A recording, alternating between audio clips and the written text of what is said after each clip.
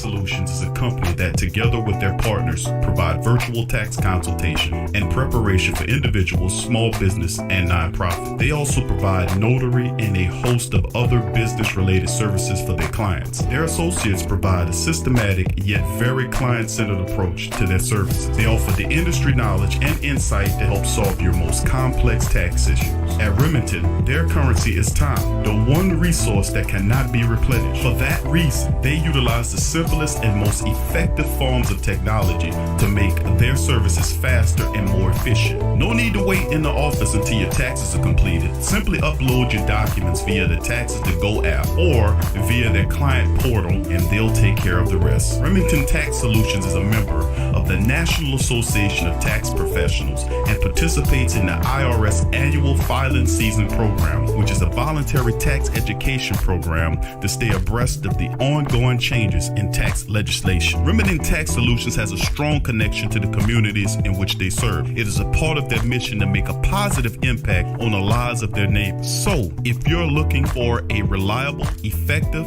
and trustworthy tax preparation service, Remington Tax Solutions is the business for you. Contact Remington Tax Services at their number 682-307-4410 or simply go to remingtontax.com. That's remingtontax.com. Remington Tax Service, virtual tax preparation for the individual and small business.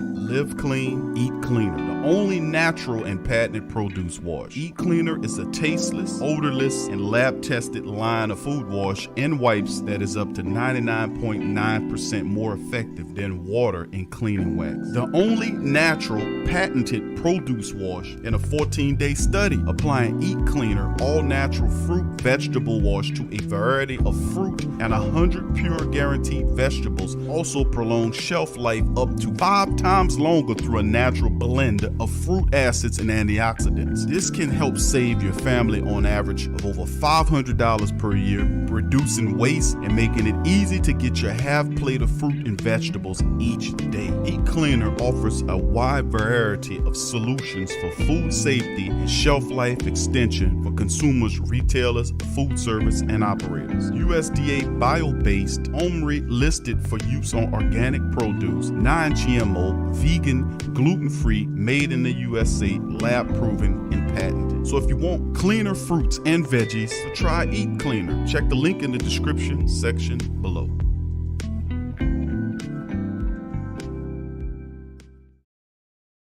Tea is your escape. It's your opportunity to create a moment for stillness, for reflection, for yourself. It's your connection to a world of senses, flavors both exotic and familiar, energizing and relaxing. It's your retreat from an increasingly turbulent world. It's the perfect paradox of simplicity and complexity. Teabox.com connects tea to people, uniting the richest flavors of the finest teas with the curious, the cultivated, and the adventurous all over the world. The freshest tea you've ever tasted, from crop to cup.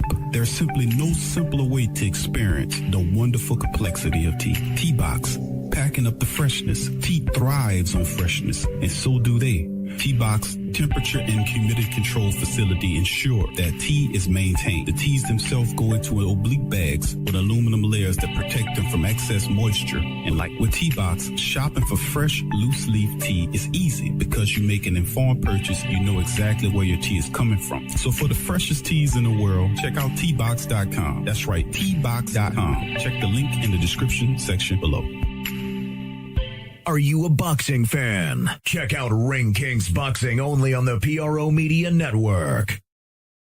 The Kleins family has been getting people to go nuts for old nuts since 1995. As legends have it, a number of the Kleins friends who heard the idea said you can go nuts trying to name a store like that. In the excitement, the Kleins thought their friends said old nuts instead of go nuts and proceeded to throw caution to the wind. Old Nuts has over 2,000 items, bulk and wholesale prices of a whole lot of your favorite fruits, nuts, and confections. A selection of gift baskets for any budget, any occasion, and provides one of the best and impressively rated shopping experiences on the web. Fact is, between their selection, service, speed, or their online presence in the virtual mirror retail experience, they have developed an enviable client base that's comprised of personal and professional customers who count on their remarkable range of gift baskets. Thank the gift basket, think about Old Nuts. Check them out, oldnuts.com. Check the link in the description section.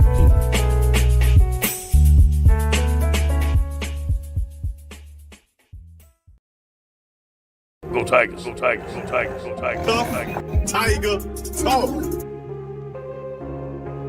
Go Tigers, go Tigers, go Tigers, go Tigers, go Tigers. Tough Tiger talk.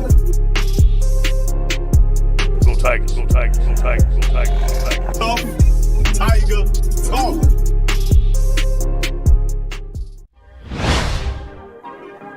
Yeah. Well, all right. Like you always say, welcome, welcome, welcome. Number one sports talking D. We ain't like the Falcons, we won't blow the lead. Look, all we talk is who that, who got cut and who back. Rookies and the vets, players you should look at. It's the sports coma, you don't wanna miss it.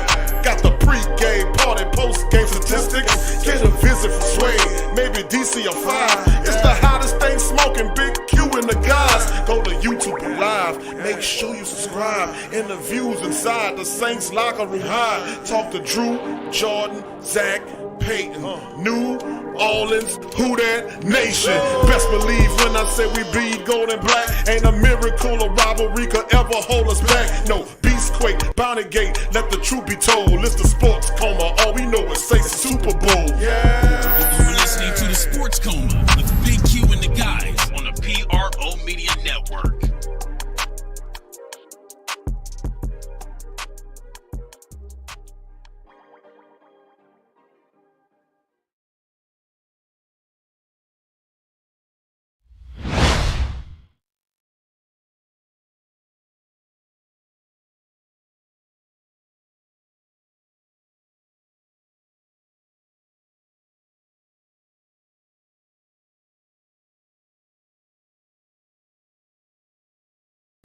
Sean, is it unreasonable whenever Mike prep and we'll wait till game day.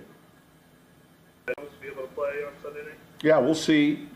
Thought we had a good week of preparation, and we'll wait till game day.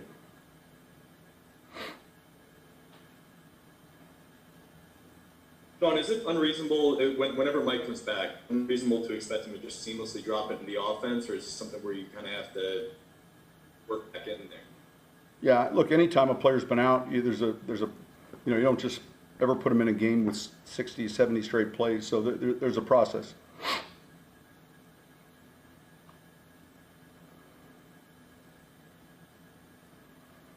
As far as Manuel, I think I've only been on the field maybe 40 snaps, something like that this year. Is there like a level of chemistry that those two have to have together, or does that not really matter? Who, Drew and Emmanuel? Mike and Emmanuel being on the field together. Yeah, I think we're good. I don't see that as a chemistry issue or any issue.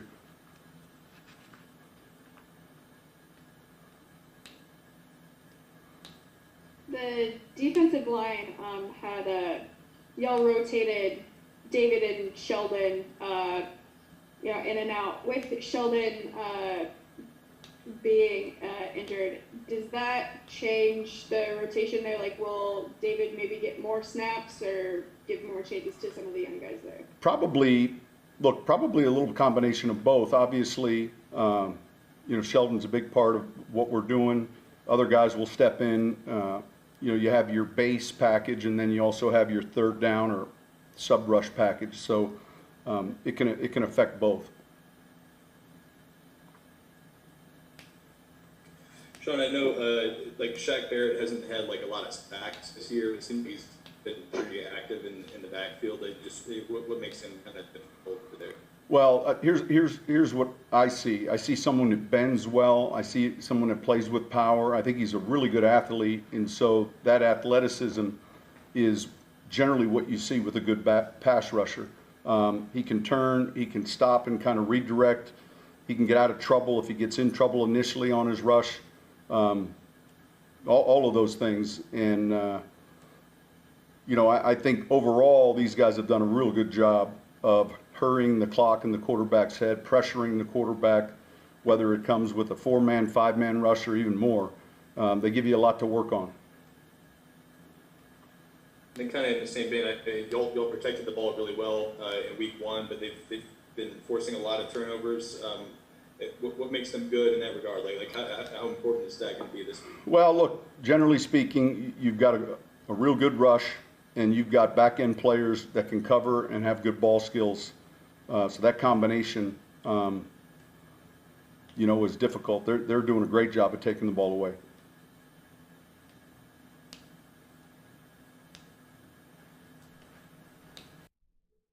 All right, who that to the Black and Gold family members in the live stream. Much love to you and Yearn. On this episode of the Sports Coma, big ups to the family members.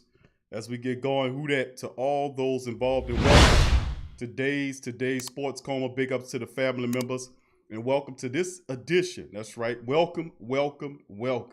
You're now rocking with the Sports Coma with Big Q and the guys, where we have intense, entertaining, educating, and enlightening sport talk from your favorite sports family. Of course, I'm Big Q, your host, and this is the Sports Coma Think Tank, the #1 independent, strong, powerful, most intelligent Black and Gold family members in the business in the hemisphere. Big ups to you and Yearns and all the family members rolling into this one. GM Kev, big ups to you. First in the chat, Josh Goat 23, who that to you? Jerry, who that to you? Tyra, who that to you? Ferg 318, who that to you? Tramal, who that to you? Kyle Davis, who that to you? What up, Okula McGee, who that to you? William Dickerson, who that to you? Good to see you in the chat as well, fam. Brian Pearson, who that to you? Who else we got? Till, my dog Till in the building. What up, Till? Good to see you, fam. Who that to you as well? And who else we got going down live stream? K-John, who that to you, Cajun? Who that to you? Good to see you in the chat. True Louise Animal, who that to you as well? Brother Torrey Shepard Sr., who that to you, Torrey? Crass, who that to you, Crass? Good to see you in the chat, fam. Edward Green, who that to you, fam? Good to see you as well. Who else we got chiming in the Great Saint Think Tank? All the beautiful Black and Gold family members. I appreciate y'all for joining the Superstar Louisiana boy. Who that to you, fam? Good to see you. Lee Wood chiming in all the way from the Philippines. Who that to you, Lee? Good to see you in the chat as well. And big ups to all the family members. Gabriel Thomas, who that to you, Gabriel? Good to see you in the chat. Appreciate you joining us. Who that? Who else? We got Lit Cookies. Who that to you? Good to see you in the chat. Lit Cookies. All right. Who that to you? Devin C. Who that to you? J Rock. Who that to you? Good to see you, bro. Damascus Roberts. Who that to you, bro? Good to see you in the chat. Rush Hour. Who that to you? Money Johnson. Who that to you? Brewman 91. Who that to you? What's up, fam? Good to see you in the building as well. And all the beautiful Black and Gold family members. If I didn't give you a who dat, give me a who dat, and I'll give you a who dat back. So big ups to all the family members chiming in on this edition of the Sports Coma, and this one is called TSC Week 9 Saints versus Bucs preview and more. So in this one, family, we're going to go over it. Usually we customary do on our Friday broadcast. We'll recap the game, go over it. And then after the first hour, we'll go into a break, come back, and then it's 2 hours straight of calling in straight from the Great Saint Think Tank and all the family members. So this is a really good game here. And appreciate you, Tyra, baby. Tyra just sent the cash out. Appreciate you, Tyra. Thank you, baby. Much love to you, Tyra. Thank you for your cash out, baby. Appreciate you. Much love to you and Yearn. Thank you. All right, and I got to give the family members love, man. I appreciate it, man. People work hard for their money, and when they support you, you got to give them love. You must give them love. You got to show them love and respect because they don't have to do that. They're doing it out of the pure goodness of their heart because they believe in what you're doing, and that's why I work. I went from 2 or 3 shows a week, I think it was, to like. I get stuck sometimes because there's so many shows. If you throw the TSC Unleashes in there, 5 TSC Unleashed Monday through Friday, so that's 5 Sports Comas. Actually, Monday, Wednesday, actually it's 5 because you include the TSC Unleashes on TSC Q&As at Tuesday night. So from 3 to 7, 7 shows a week, and that's including the pre and the post shows. That happens on Sunday, so it's a lot of work we put in, and it's because the family members that show so much love and support. Thank you guys. All right, thank you. Tyra says they were trolling Big Q TJ. Oh, she says they were trolling big time on TJ's channel earlier. Spank. Okay. Well, you know how I feel about TJ, man. You know, and I know he ain't gonna play with him. You know, I'm a little bit more rough in my approach, but he ain't gonna play. He just cut him. He'll just knock him off of there.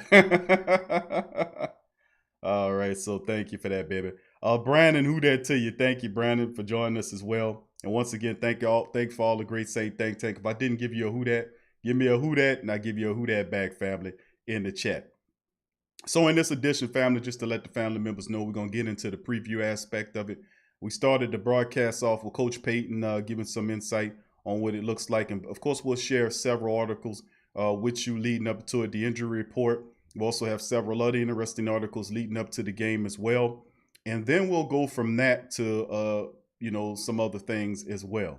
So, I mean, it's a jam pack. I'm going to get through the summation of it and then open up the phone lines after the second break.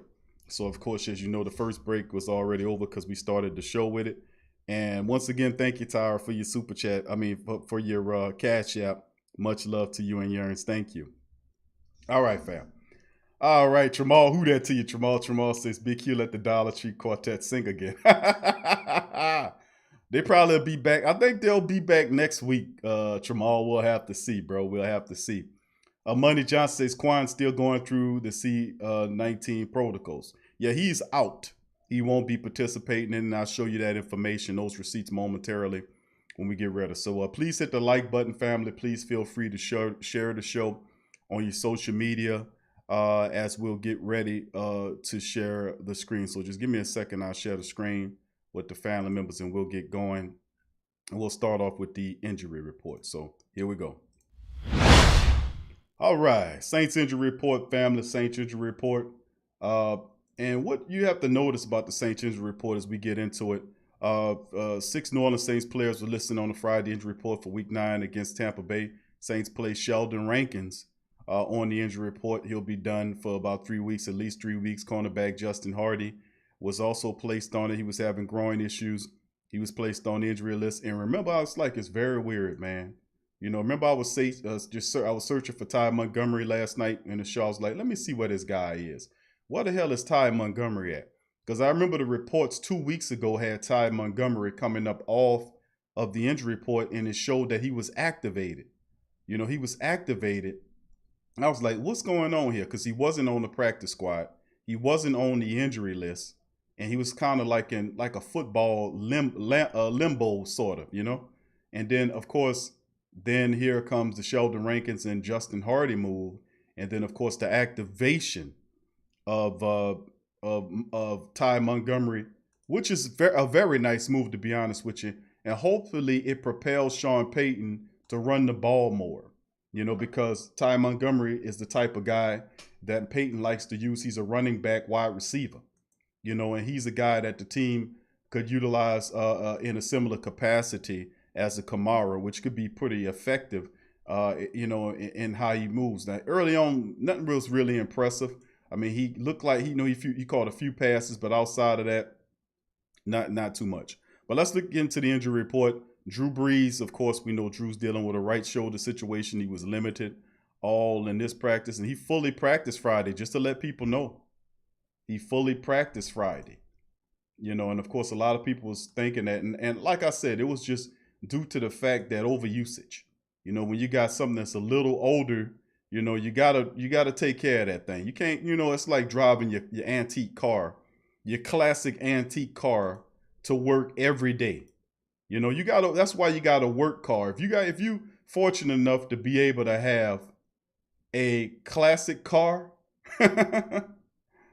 so if you're fortunate enough to have a classic car, you know, I'm pretty sure you won't drive your classic car to work every day.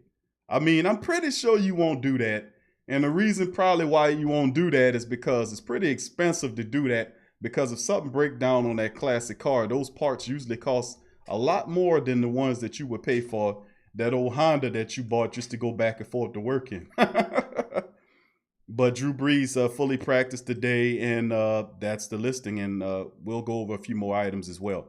Now, Alvin Kamara was also limited in Wednesday, but of course, he fully practiced, no without restriction, for Thursday and Friday, which is a positive. You know, of course, Alvin, a guy like Alvin Kamara back there to run around and make passes and catch wheel routes and all that kind of stuff. That's a big thing for Drew, to just dump the ball off to Kamara and he'll get you about 30 yards off a simple wheel route, or 40 or 50 yards off. That's how terrific Kamara is. And then, of course, we look at Marquez Callaway, who we're really loving a lot of. Callaway was dealing with an ankle. He was limited in Wednesday, but he fully practiced Friday and Thursday and Friday. And that's a positive because that puts him right on par to get better, to get back to what he was doing earlier, to go into the rotation with guys like Tre'Quan Smith. And I have nothing but positive things to say about our wide receiver core with Marquez Callaway, Tre'Quan Smith, those guys stepping up. I have nothing but positive things to say about our young receiver core that really, really impressed me. I'm not going to tell you no lie, family. I am really happy with our young receiver core as opposed to what we was watching last year. Thank you, Tyrese. Thank you, bro, for your super chat. He says, Drew Brees needs those TB12 supplements. I mean, goddamn, dude. Tom Brady throwing bombs at 43. There should be no excuses for Brees, LOL. Well, thank you, Tyrese. Appreciate you, bro, for your super chat. And that was well said. But, you know, you might need, you know, it's all good, bro. You know, but just to be honest with you, man, Mike Thomas, man, you know, I'm just happy to see Mike finally get back on the field to play. You know what I'm saying? I'm not going to tell you no different, fam. I'm just happy to see the man get back out there again with all the frustrations. He's really been trying hard to get on the field. And it's good to see Mike finally get up on that field again, bro. And, of course, you see, listen, it's questionable, his game designation here. But he was limited, and I expect Mike Thomas to play some in this game. I don't know how much, but he hasn't played in a while. But I am looking forward to seeing Mike finally get into the matchup, especially he's definitely going to play in this matchup if you think about it. Man, this team, they're playing Tampa Bay, and this is for the marbles here, man. This is like an early playoff preview. And can the Saints be inspired enough and disciplined enough to come with the complete package against the Tampa Bay Buccaneers, who are acting like they won the first game? And you see all these buffoonish people.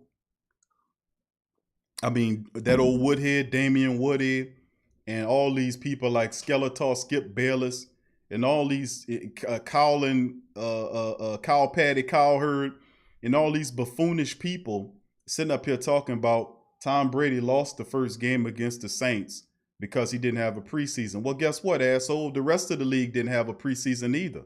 I mean, it's just the just brainwashing of these people. I respect Tom Brady too. I really do. I like Tom Brady a lot because I respect success, but I'm also a realist to understand. I don't look at the game with jade-colored glasses like they do and pretend games and fake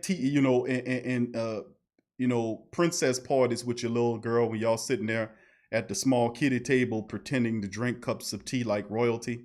You know, that's fine when you're a child, but when you're a grown-up, you're supposed to take them jade-colored glasses off and look at the world as it is. Half those Super Bowls Tom Brady won, he won because of fraud.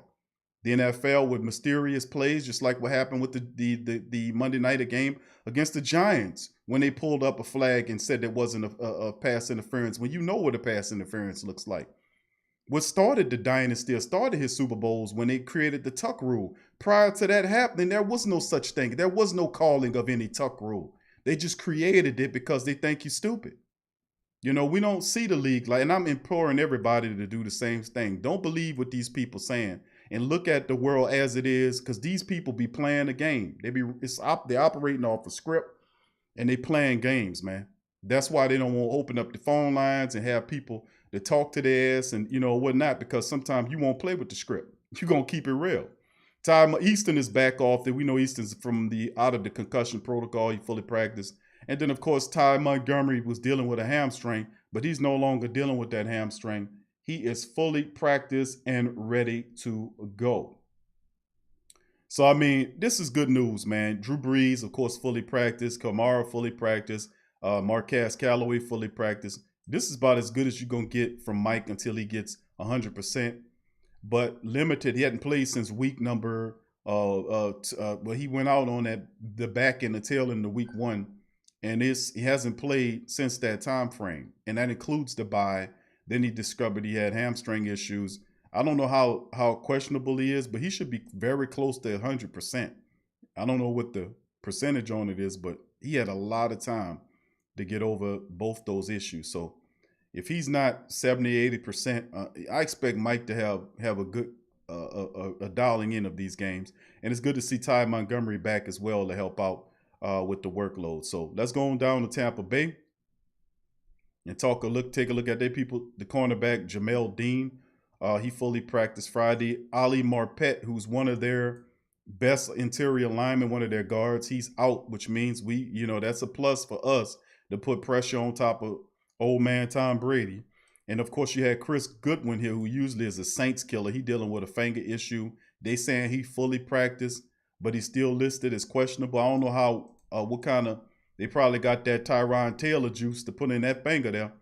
But Scotty Miller's another guy that sits in the slot that I'm looking at. He was limited with groin and hip problems. He was given a full practice designation on Friday. And and we're going to go over this guy because this guy I'm highlighting, we know about Chris Goodwin, but Scotty Miller should get more reps than Goodwin in his game, in my opinion, because, I don't know how 100% Goodwin is with that finger, but that's a big deal. But Scotty Miller is a guy that Tom Brady's really loving. He loves throwing to that slot. He loves throwing to the slot. He had Wes Welker early on, then he had Amendola later on. He loves those slot guys, and Scotty Miller is similar to those type of guys. Jason Pierre-Paul, JPP, dealing with a knee issue. He's limited, and he did not practice Friday. Well, we don't have to worry about him. He's a big part of their defense as well. He did not practice, so that's looking kind of something. Edwards, who's their safety, was limited, but he fully practiced today. Antoine Winfield fully practiced for the entire week after dealing with a shoulder issue. And Ndamukong Suh, who was given a designation of not injury related, whether it's family related or whatever, he did not practice Friday, but he should be good to go for game time. So, like I said, they got some question marks on this side.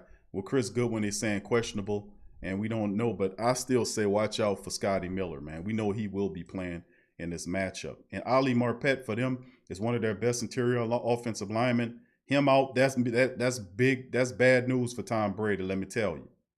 All right. And of course, I like what we're seeing here on our injury list. Everybody should be able to play that's on this injury list, from Drew on down to Ty Montgomery. If we need Easton, we can go to him.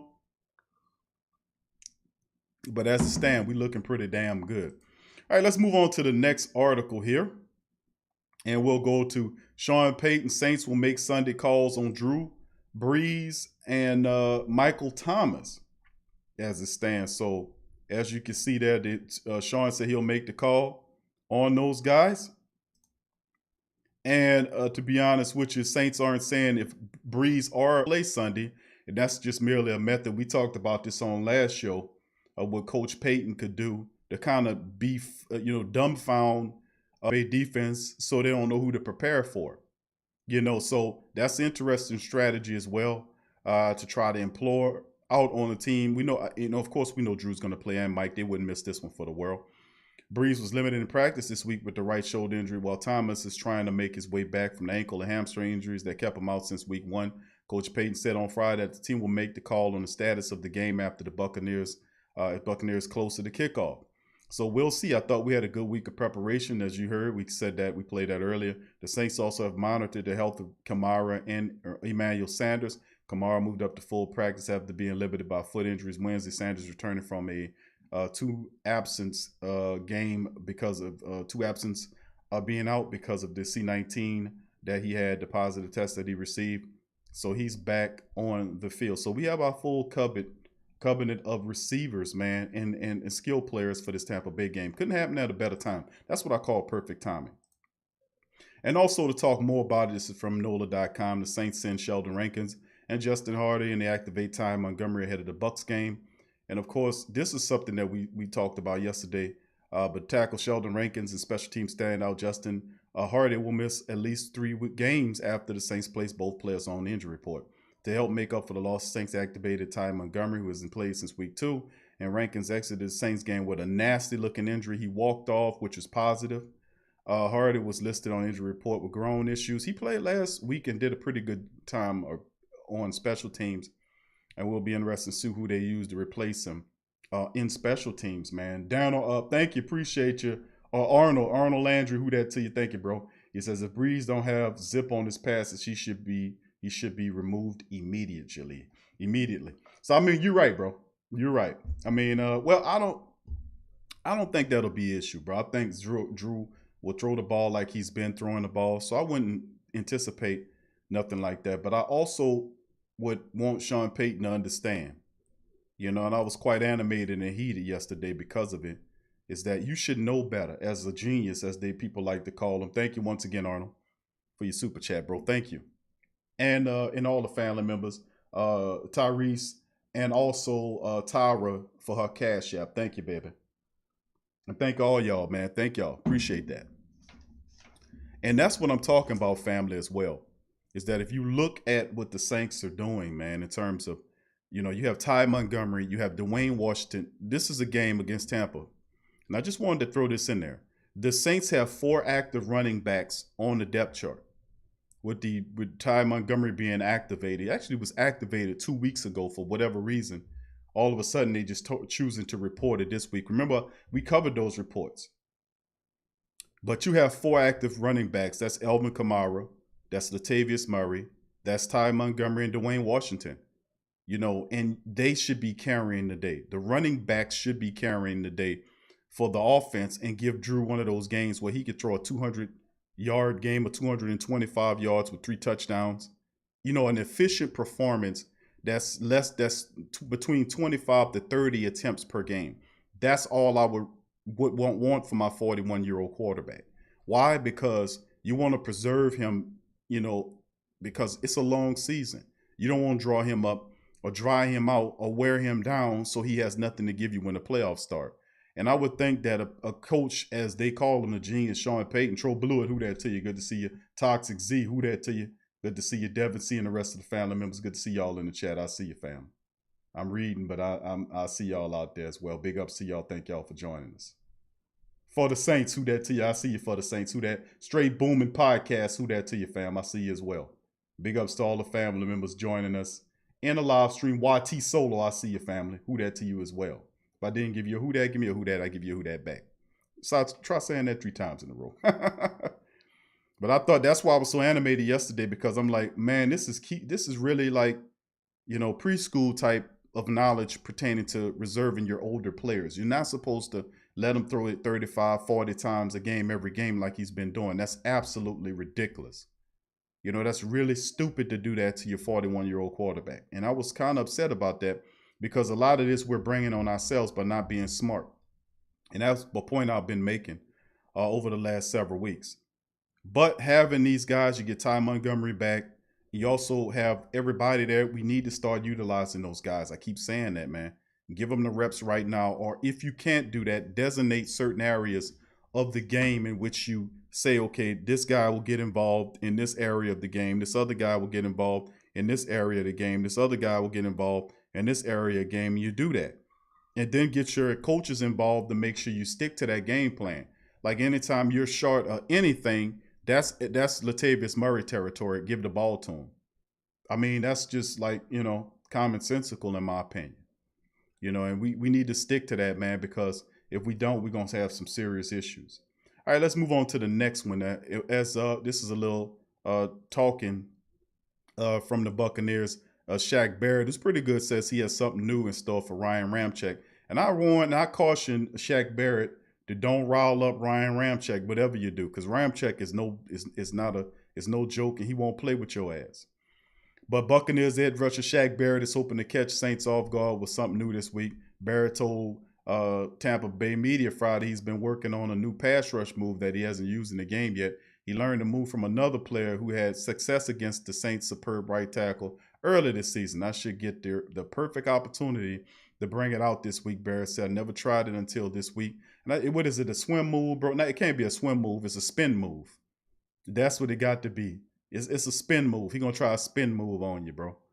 He says, I should get the perfect opportunity to bring it out this week. I've never tried it until this week at practice. And I think, well, you just trying it. You might need to practice that for half the year before you talk about trying it out on him. Barrett led the NFL last season with 19.5 sacks. While the sacks have not been plentiful this season, tallied just 3 through 8 games. He's leading the NFL in hurries, 18 according to PFF. He's tied for second in overall pressures with 24. Didn't mean nothing against the first time when the Saints played. And Ryan Ramczyk ate his lunch. Pressures don't mean nothing if you don't have the sacks to go with it. I couldn't say it better, man. You know, I could not say that better, man. And I think I'm going to start using that a lot more because I be feeling like that about the pressures. Like we equate pressures to sacks. That don't mean nothing. Listen to what Barrett says. Pressures don't mean nothing if you don't have the sacks to go with it. And I love that. Can we remember that? Let's stick that in our great Saint Think Tank brains collectively.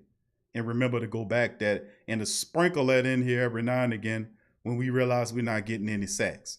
Pressures don't mean nothing if you don't have sacks to go with it. You know, I just want to say that. He said he's been challenged by teams throwing different pass sets at him this season to combat his speed rush off the edge, while he's made him try to add more power moves to his pass rush arsenal. Coach Payton says he's been impressed by what he's seen. He said, I've seen someone that bends well. I've seen someone who plays with power. I think he's a really good athlete.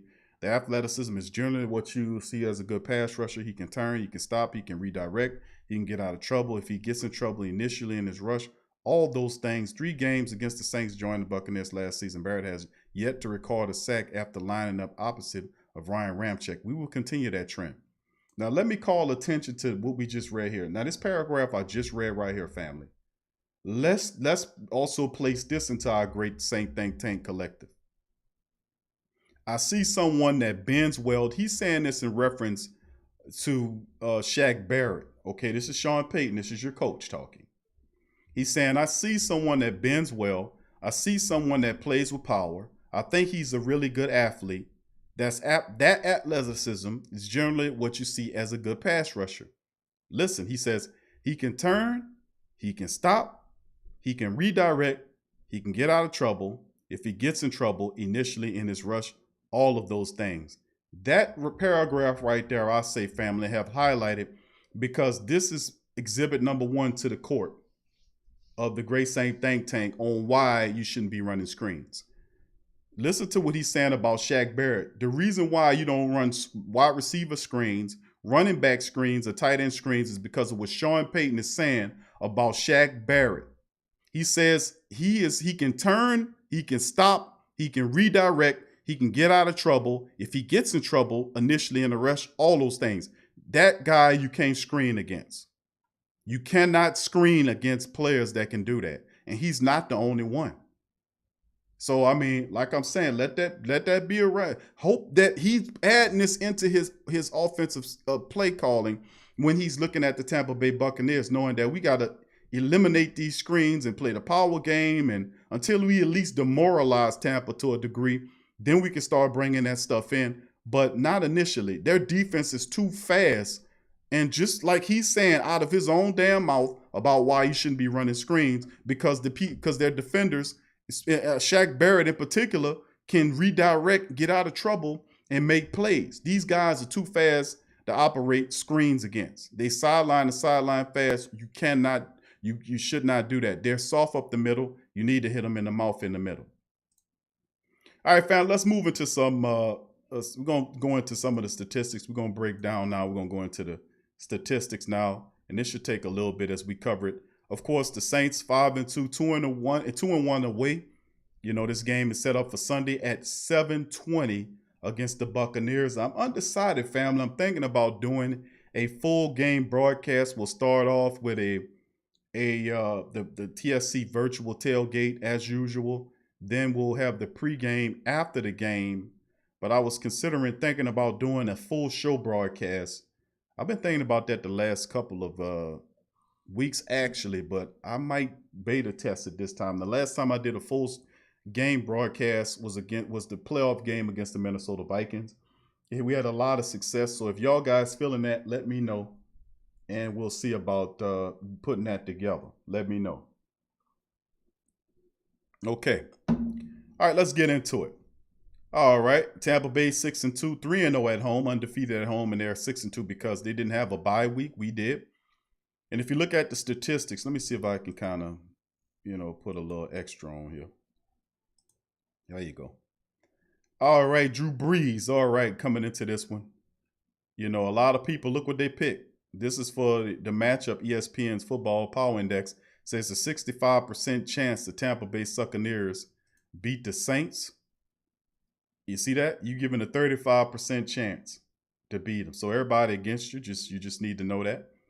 You look into the game of the Saints. Drew Brees comes into this game, 185 of 253 right there, almost 1,900 yards of passing attack, 13 touchdowns for Drew versus 3 interceptions.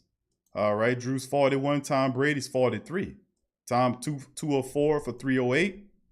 He has over 2,100 yards of passing attack and has 7 more touchdowns than Drew. 20 touchdowns, 4 interceptions. I must say for both of these guys, they're both 40-plus years old, playing this well, that is absolutely outstanding.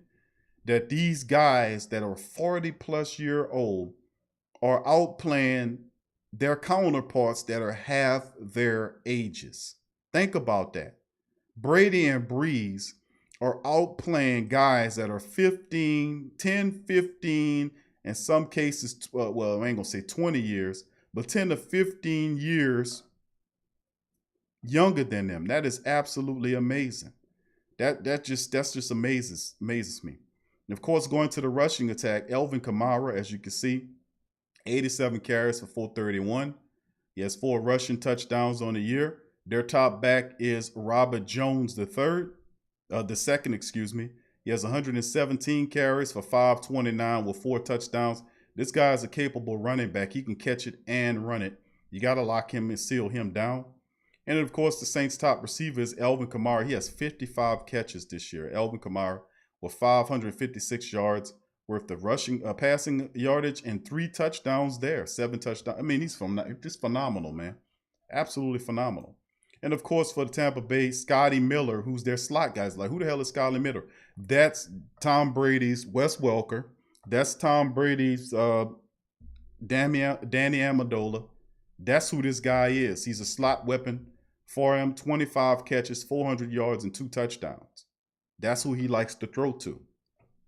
That's why I was telling you guys about Scotty Miller in the during the thing. Who that to you, Kai the Great? Who that to you, Collinator? I see you, Inevitable. Rush Hour and all the family members, thank y'all for being here. Tyrone Jones, who that to you, fam? I see you, fam.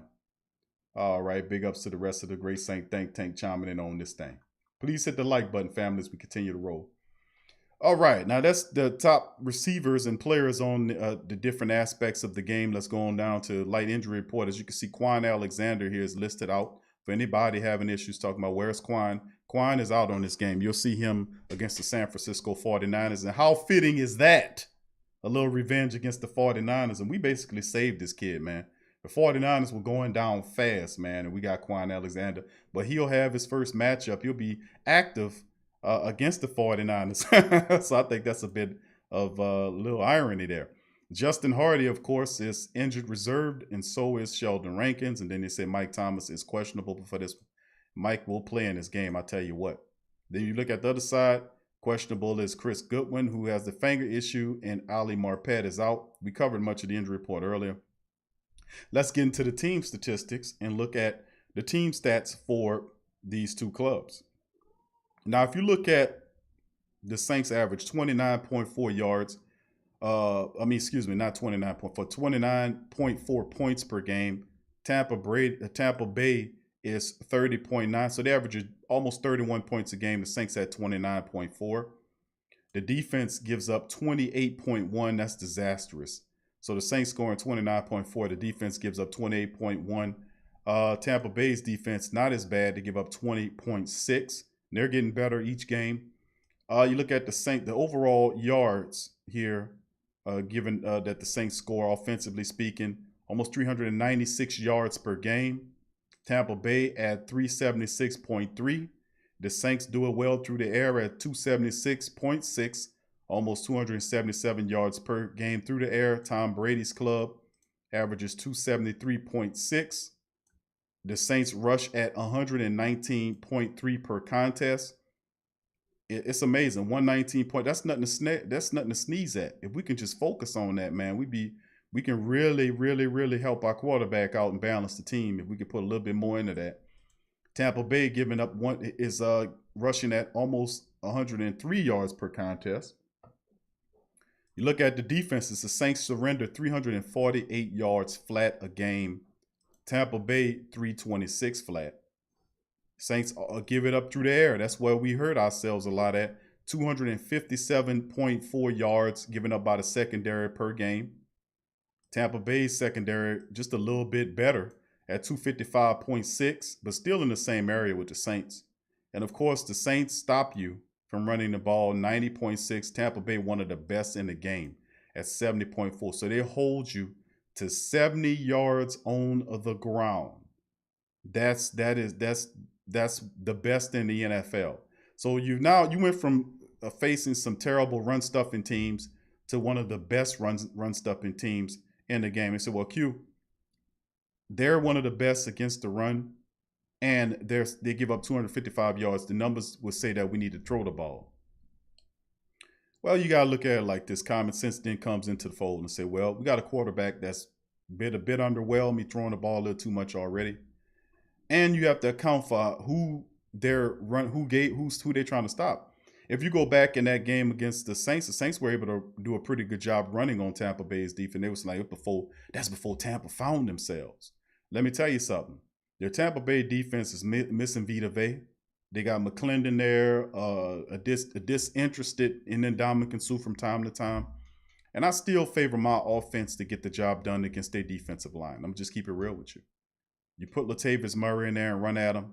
And besides, it'll be a fool's chore if you try to go sideline to sideline with Tampa Bay's defense. You will be frustrated all night. You cannot do that. They'll sniff that out and they'll tear your ass down. So you have no choice but to test that 70.4 and see what you can do. I think you can break it open. Anyway, let's keep on going down the last five Buccaneers games you look at. They had 3-point wins. They beat the Green Bay Packers 38-10. And then, of course, if you look at some of these games, like they blew out Green Bay 38-10.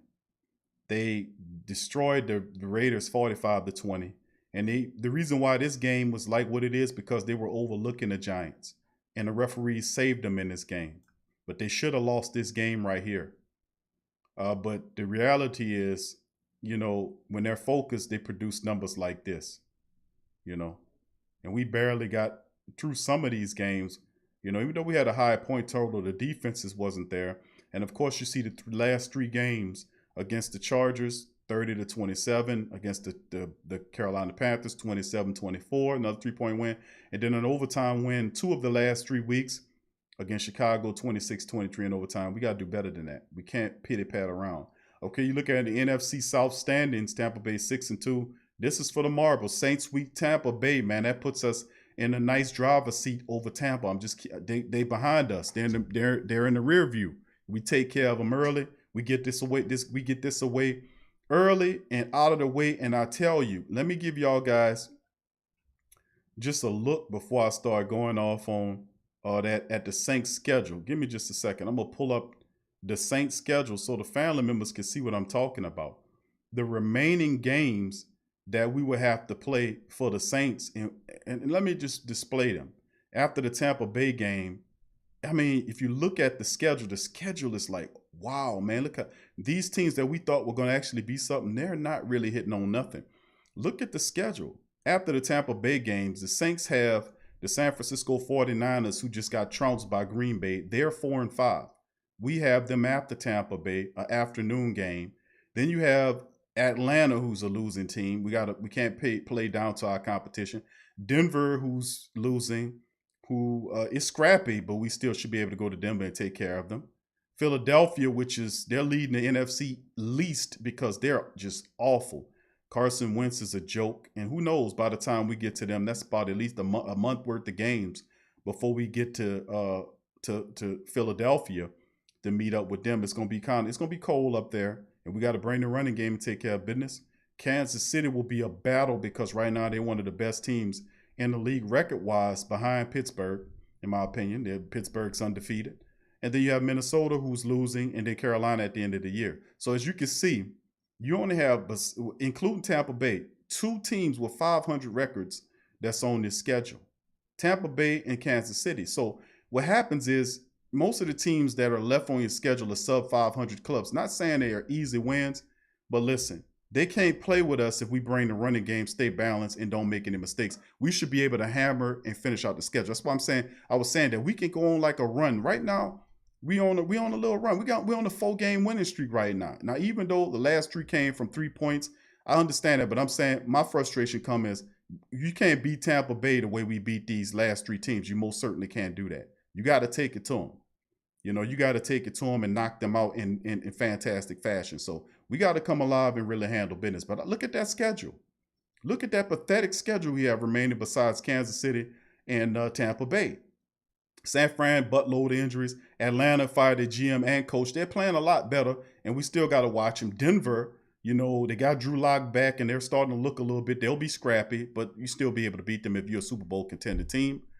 Of course, we know about KC. Minnesota is a team that beat Green Bay handily last year, so we got to watch out for them, even though they stink. We still got to come into it like they Super Bowl world beaters and beat the snot off of them goddamn Viking people, and then close out against Carolina. All right, let's move on, family, to the depth chart right here as we go over the depth chart for the Tampa Bay Buccaneers. And we take a look at who we live in. Of course, you know about Tom Brady, Ronald Jones, the seconds there, Leonard Fournette swaps out, hit him. And Bruce Arians does a good job of circulating Jones, Leonard Fournette, and even putting McCoy in there, if you see. LaShawn McCoy gets an opportunity to jump in there. And their 4th running back is actually pretty good. When Fournette was out, they was using Keyshawn Vaughn, and he has some success. So they have some pretty decent running backs there when they choose to use them. But the most balanced of all of them is Ronald Jones. He runs well in between the holes. He runs well. He has speed. He can catch the ball out the backfield. Very good back. We have to stop this guy. Keep a focus on him. We know about Tom Brady. We know Tom Brady and what Tom Brady can do. So he's the ultimate guy that you got to wrangle. We got to get Tom Brady on the ground. We got to get pressure up the center on Tom Brady. He doesn't like that kind of pressure. He's prone to throw the ball away into interceptions like we did in the first matchup. We were able to frustrate him by getting pressure up the center.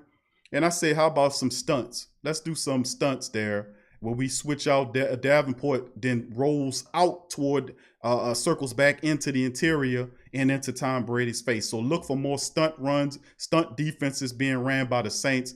I'm hoping to see more overloading of the defensive line and blitz packages that we can get a hold of Tom Brady, and also reminding our defensive linemen to keep their hands up when they're blitzing Tom Brady so they can bat balls and stuff as they work. That can help out as well.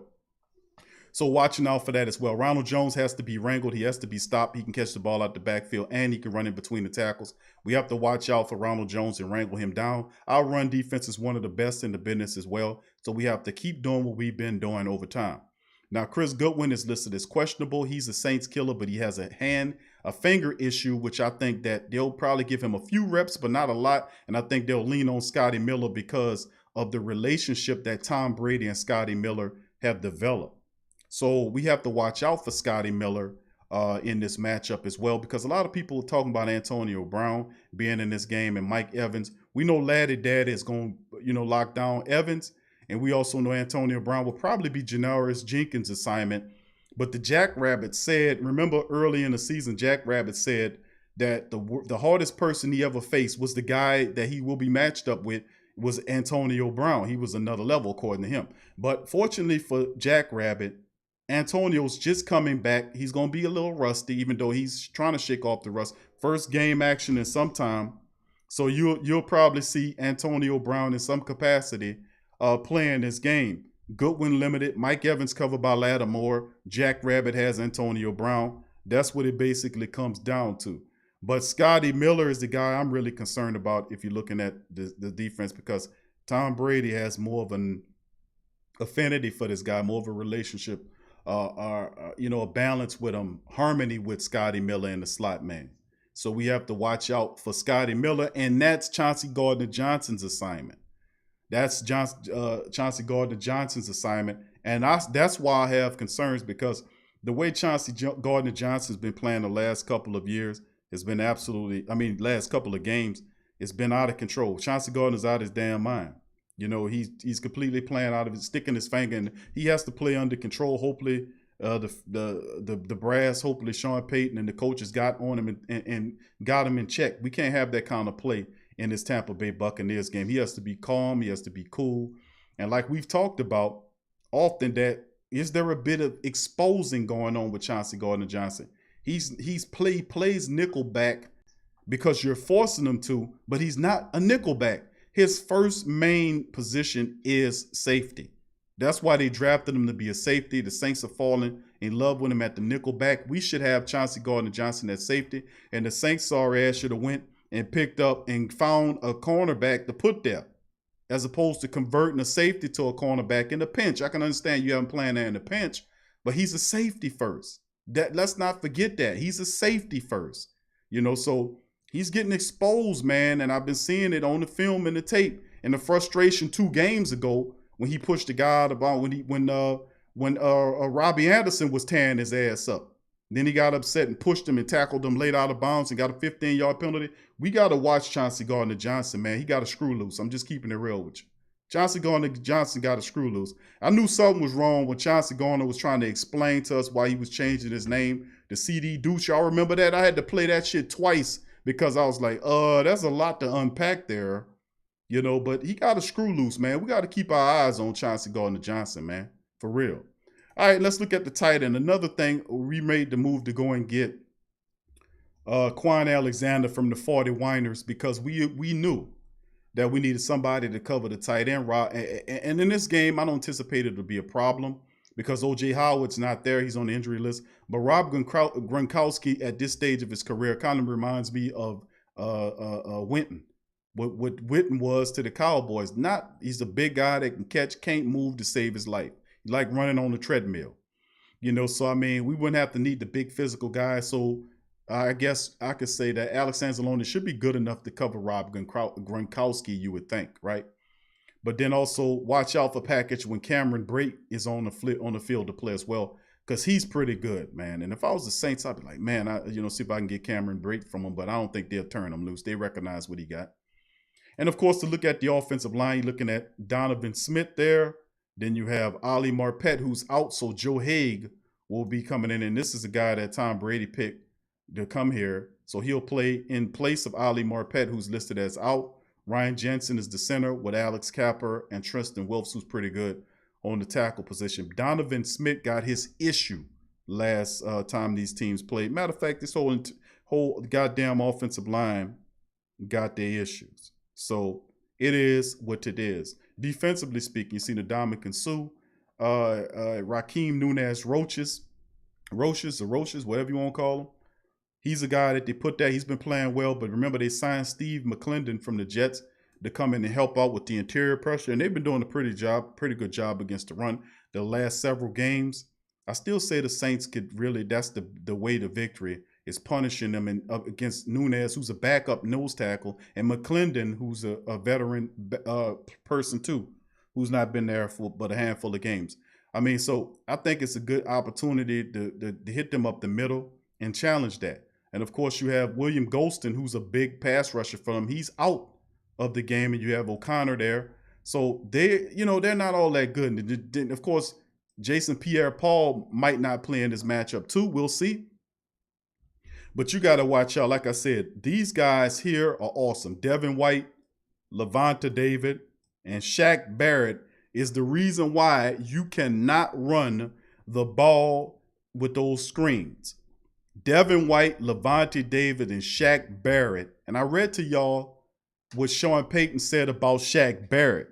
Let me tell you something. You magnify that 3 times when it comes down to talking about Lavonte David, who is the best linebacker they have, and Devin White, the former LSU talented linebacker, is playing on another level. No doubt about it. The strength of the Tampa Bay Buccaneers are their linebackers. These guys are absolutely fantastic. Devin White is fantastic. Levanta, those guys all play all over the field, massively. So the strength is definitely the linebacker core. Dada, thank you for your super chat, my brother. He says, Big Q, do you think they let Chauncey Gardner-Johnson play a little linebacker and safety and use Patrick Robinson in the slot more? And can you see Miller being doubled a lot? No, I don't see him doubling Miller. Scotty Miller, I think they'll leave him to Chauncey Gardner-Johnson. Of course, in a modified nickel, Chauncey, does, I guess he kind of, you could call him that guy that plays that hybrid position, that modified nickel. That's when you see him there. But I think the best usage of Chauncey Gardner-Johnson eventually will move him away from the cornerback position. And I've often said that we should have found a veteran cornerback, a good one, not Ken Crawley. And then people say, Q, we did. Sean Payton signed Ken Crawley. No, another veteran, a good one. Maybe I should have stipulated that was my bad for saying a good veteran. And I kept saying, sign a veteran. And he said, once again, thank you, Dad. Appreciate it. And he said, once again, that was my fault. That was my fault. That was my bad, fam, because I was saying sign a veteran cornerback, sign a veteran defensive end, and Sean Payton did sign a veteran. Veterans we don't know nothing about and will not help the team right now. So that was my bad, because just like the movie, the evil genie or something, you get the lamp and you wish for something. Remember I was talking about you wish for $1 million and the evil genie put $1 million damn you put $1 million damn deer around your house. He said, where my $1 million? It's outside. You go outside, $1 million damn deer around your house, shitting everywhere. So, that was my bad, and I should have known better than to ask Sean Payton for something. I should have asked him and been real specific about it. So, good veterans that can help. Clay Matthews, Mo Claiborne, Prince Amul Kamara, Trumaine Johnson, Eric Reed, Earl Thomas. Good veterans. I thought I was trying. Matter of fact, I threw that list out there constantly. But anyway, that's why I was saying yesterday that you got to eliminate the screen game because of these guys. Devin White, Levanta David, and Shaq Barrett. Those guys are modifications of. They're splendid, man. They can roam around and cover up holes. They're phenomenal, man. And they're allowed to roam around the field and all that. Listen, it's a 3-4 defense these people roll. It's 5 base linemen that we have, you see. So it's 5 on their 3, and they're expecting the Dominic and Sue to draw a double team to suck up 2 guys. They're expecting Nunez, Roches to draw a double team, what have you. But if we can use tight ends and fullbacks, we can bust through the first level to the second level. Fullback gets the linebacker at the second level. Latavius goes behind him after he clears the guy out to the next level. And we can get 5-6 yards and stuff until they start blitz gapping. Because they're going to start blitzing the gaps. And when they do that, then you go up top their goddamn head. You see what I'm saying? That's when you can start playing that play action game, because they're going to try to stop your run. They're going to get aggressive. And remember what I said, family. They're going to attack Ruiz. They're going to attack that rookie. You best believe what I'm saying. They're going to attack that rookie. All right. Anyway, now that we spotlight the trio of defensive guys we have to watch out for, Devin White, Levanta David, and Shaq Barrett, let's look at the secondary. Carlton Davis, to me, has really stepped up as despite the fact that the secondary is not all that good, Carlton Davis has really stepped up this year. He's really solidified himself. He's looking pretty good. I got to give credit to Sean Murphy Bunting, too. He's looking a lot better than what he did last year. And Antonio Winfield is phenomenal. This young player right here, I wish we had that guy. I wish we had him on our team. I ain't going to lie to you. I wish we had Antonio Winfield on our team instead of Marcus Williams, or at least change out, put Chauncey Gardner-Johnson back there. At least we know Chauncey knows how to tackle. He will play with attitude, and he's intelligent. You just got to get him together discipline-wise. He probably will be the future, and the Saints have to find them another cornerback to draft. And I often said that we should have been building that up. Perhaps, and like Dada said about maybe seeing some of these young guys like Dwayne Washington get an opportunity to play. I just don't think he'll put Dwayne Washington in there. And it's sad to say, because I would love to see what the kid can do. But once again, thank you, Dada, for your super chat, bro. Big ups to you. Thank you, sir.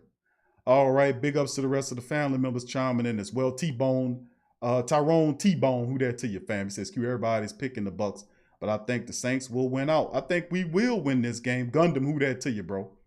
He said he will win as well. So that's my thinking on it, man.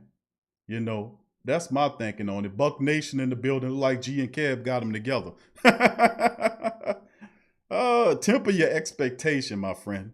Because, you know, when you get that let down, we ain't going to find your ass on this show Sunday afternoon. You won't see. You got to go look for Buck Nation.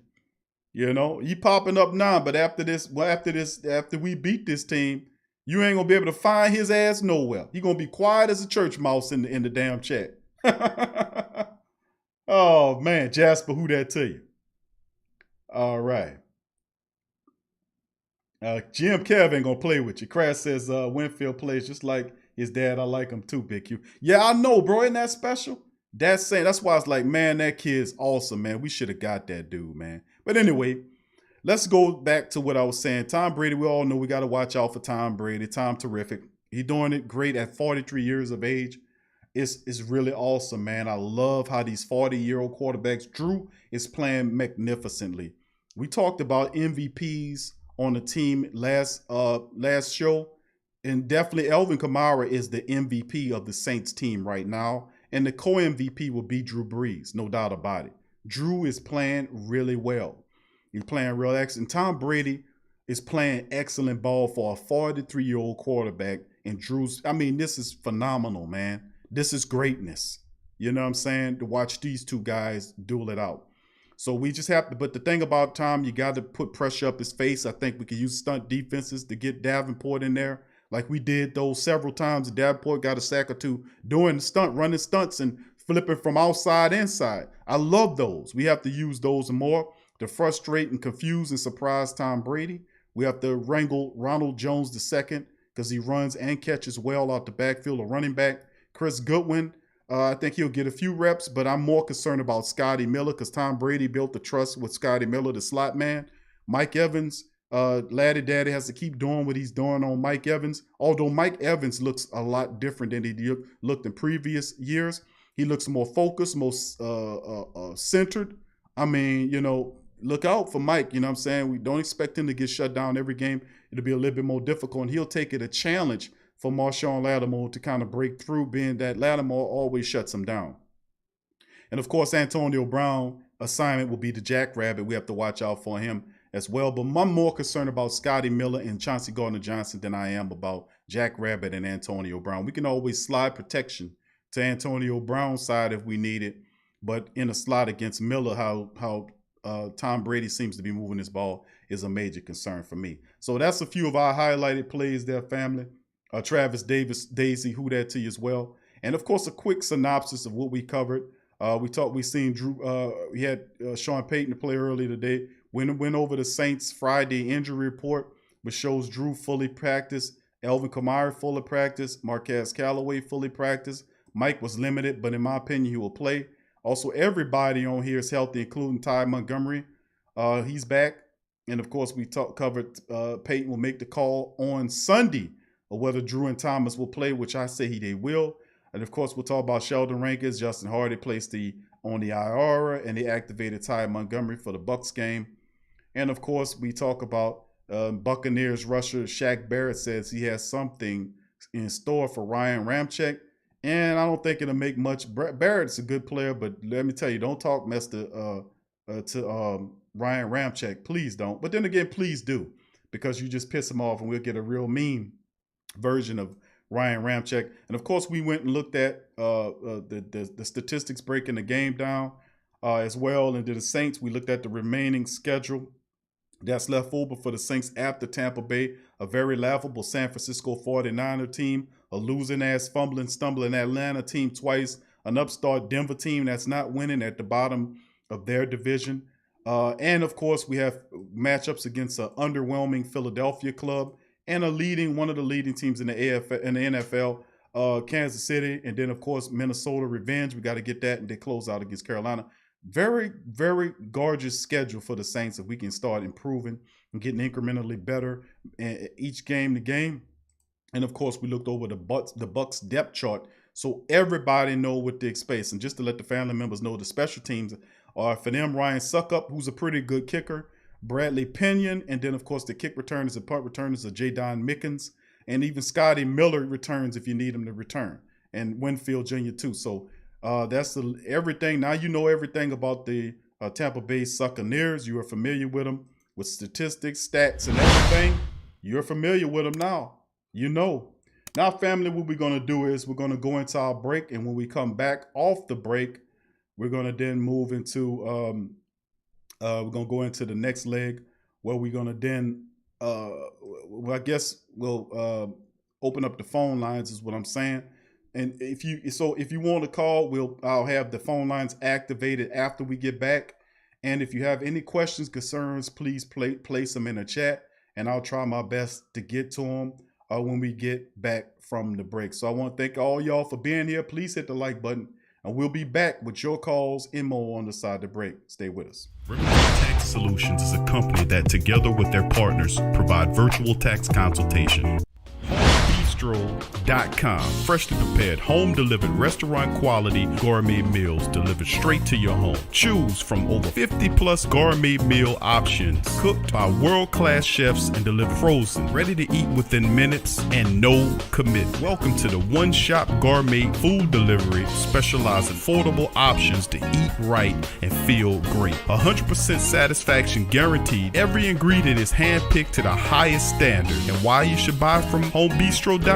Restaurant quality, made with natural ingredients, delivered right to your door. Overnight shopping is available. Diabetic, paleo, heart health, and vegetarian options to eat. Doing business since 1999. Courteous, knowledgeable, and professional support. Complete PCI compliant SSL security ordering, and great meals. Choose from some of my favorite dishes: the Mediterranean chicken with orange honey sauce, the charbroiled chicken romesco, or the grilled chicken breast with sweet and spicy vegetables. No matter what you choose, you can't lose with homebistro.com. Eat great, feel good, and save some money with homebistro.com. Hit the link in the description section below for more information.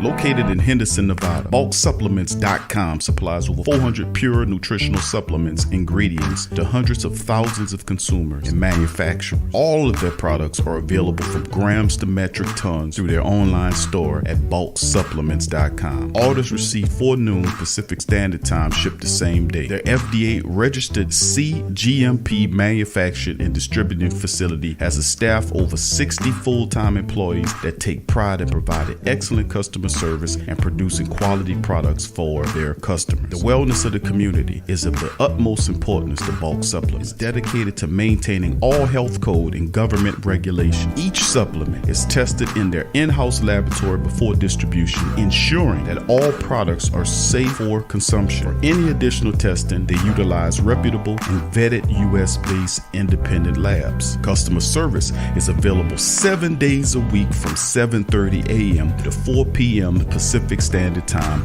through live chat, phone, and email. Bucs Supplements products are produced in an FDA-registered and inspected manufacturing facility. So, if you want quality supplements at a quality price, Bucs Supplements is the company for you. Bucs Supplements, clean and pure Bucs Supplements. Check the link in the description section below for more information.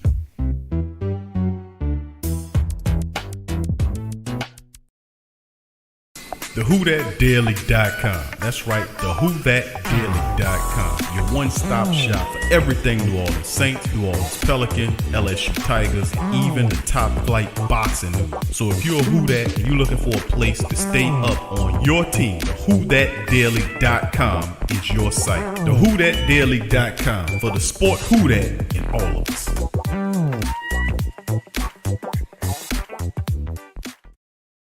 Who Dat family, check out the Pro Shop. That's right, the Pro Shop is the platform stores where you can go and buy all the latest merch to support the platform. Available at the Pro Shops, we have dozens of hundreds of products available for you and your family. Unisex tees for men and women, hoodies and sweatshirts, tank tops, kids and baby items, long sleeve tees, mugs, pillows, wall art, bath bedding, face masks, phone cases, stickers, bags, fanny packs, socks, hats, and many other items. Please feel free to check out the pro shops. The link is in the description section below. And remember, it helps the platform continue to grow. So check out the pro shop and who that to.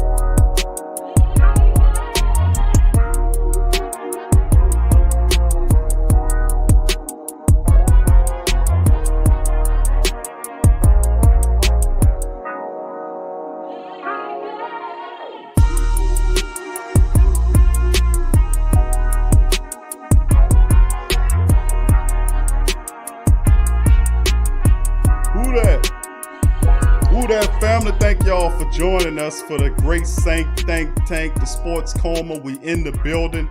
Big ups to you and Yearns on this episode of the show. Much love to the family members for joining us. Much love indeed. Big ups to you. So thank y'all for joining us on this edition. On this side of the show, we'll open up the live lines for your calls so you can be able to chime in on our Friday edition of the Sports Coma. And we'll get your calls up into the summation of about right at 8:25, 8:30ish. 2 hours of your calls starts right now. 504-475-4482, 504-475-4482. Live lines are open and ready for you to call in and chime in and tell us what you think about what's going to happen with the black and gold against Tom Brady. All that and more today is going down in a major capacity. So I'd like to thank everybody for joining the stream today. And like I said, family, a lot of great stuff going on. A lot of people picking the Tampa Bay Buccaneers to win this contest. The same people that picked them to beat the Saints in week 1 is the same people that picked them to beat them now. You know, it don't stop, man. It don't stop. All right, let's keep it going. Big ups to the family members joining us in the live stream. Got a caller. What's up, fam? Thank you for calling the Sports Coma. Who's on the line? Hello, hello. Can you hear me? All right, family. I can't hear you. Please feel free to call back. Usually that's how it is when we first open up the phone lines. Let me refresh them again to make sure we have no problems or issues there. All right, family. The live lines open. Please feel free to call in 504-475-4482. Big ups to the family members in the live stream. I'm going to go down the chat as until we get calls. Once again, thank you for all those who Cash App and Super Chat. Much love to you and Yearns. Thank y'all for y'all great donations. Thank you. Gundam says, who did Swearinger piss off? I just, man, I don't understand why Swearinger isn't getting an opportunity to play more. It's absolutely ridiculous.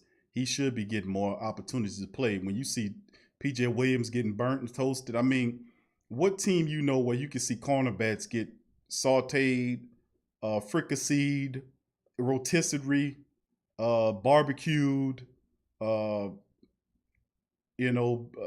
browned, blackened, whatever you want to call a cooking term that describes food that is being cooked. That's what they're being done. And they can do all that. They can make all the mental errors and mistakes they can and still sit up there and survive. I just don't understand how that can happen. All right, fam. Thank you for calling the Sports Coma. You're on air. What's up, Big Q? This is the OG, Jerry Jr. What's up, brother Jerry? How you doing? I'm doing good, man. I hope all is well with you, my brother. Yes, sir. Everything is good, my friend. Appreciate you for asking, my man. What's on your mind today, brother Jay? Well, everybody knows what's about to go down on Sunday night, the big matchup, New Orleans and Tampa Bay. That's why I'm calling in to give you my opinion. Okay.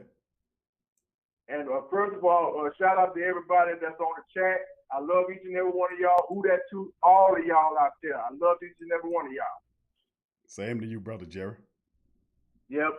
But I called to say that I'm happy to hear that we got Michael Thomas back in the lineup as well as Emmanuel Sanders. So that's definitely a plus for us. So like I said in the chat earlier, we just got to show up and play. Yes, sir. Because these Tampa Bay Buccaneers are no joke. They almost lost to the Giants on Monday night, but the Giants, they just let them get the best of them. Yep. Especially at the end. Yes, you're right. That was some chicanery that happened right there, brother Jay. Yeah, man, that was nonsense. Because my dad and I was watching at the end of that game, and I was like, "Oh man, are you kidding me?" And they threw the flag, and I thought the Giants was going to upset them, but they didn't do it. I mean, come on, bro. That was supposed to be a second chance, a second win for the Giants to upset them. Then we would have had a control of the NFC South as of right now. But they just mess around and let them beat their ass like that, man. Yeah. Yep. But it is what it is. We're not gonna let these guys get the best of us on Sunday night. So we know how to take over. Well, okay, brother Jerry, I know you're absolutely right. We got to take care of business, bro. Talk to me. What's the keys of victory we got to do it, and what you think the score will be? Well, my keys to this game, Big Q, is that like I've been saying all along, we gotta start fast. We gotta drive down the field as quickly as we can because we already know how dominant Tom Brady is. Along with that Buccaneer offense, we already know what they're capable of. That's why that defense needs to show up and play the defense that they know how to play. I'm talking about put pressure on Brady, and like we did in the first game, force him to intercept about at least twice, at least three at the most, if it's possible. Right. That's one of the keys right there. And number two. The offense got to click, click, click. They got to drive down the field and grab their catch. And we know how dominant that Buccaneer defense is with Devin White. We already know how they're capable, especially in that secondary with Antoine Winfield Jr. Because we know how well the dad played when we played him when he was with Minnesota in that NFC Championship game. So I'm sure he's taking it like his dad. So we gotta come out strong. We gotta come out strong. We gotta score many points as we can. Force them to go at least 3 and out, and we're gonna be okay. Yep. And we gotta be prepared for them zebras too, man. You already know they're gonna be in the mix as well. That's why you gotta keep an eye on them, because much as they hate us, we gotta be ready for them. Because like I said in the last one, every time we get ready to do something good, flag on the play. Do a running play, flag on the play. Pass play, flag on the play. I'm like, come on, man. Give us a chance.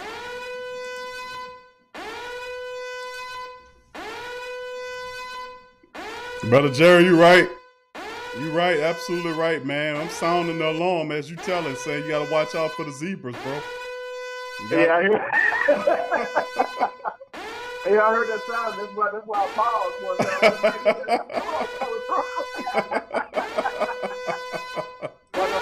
But seriously, man, if everything overall, if we do everything that we can to beat this Tampa Bay team along with Tom Brady, we're gonna be all right. We're gonna come out 6-2, and they're gonna be 6-3.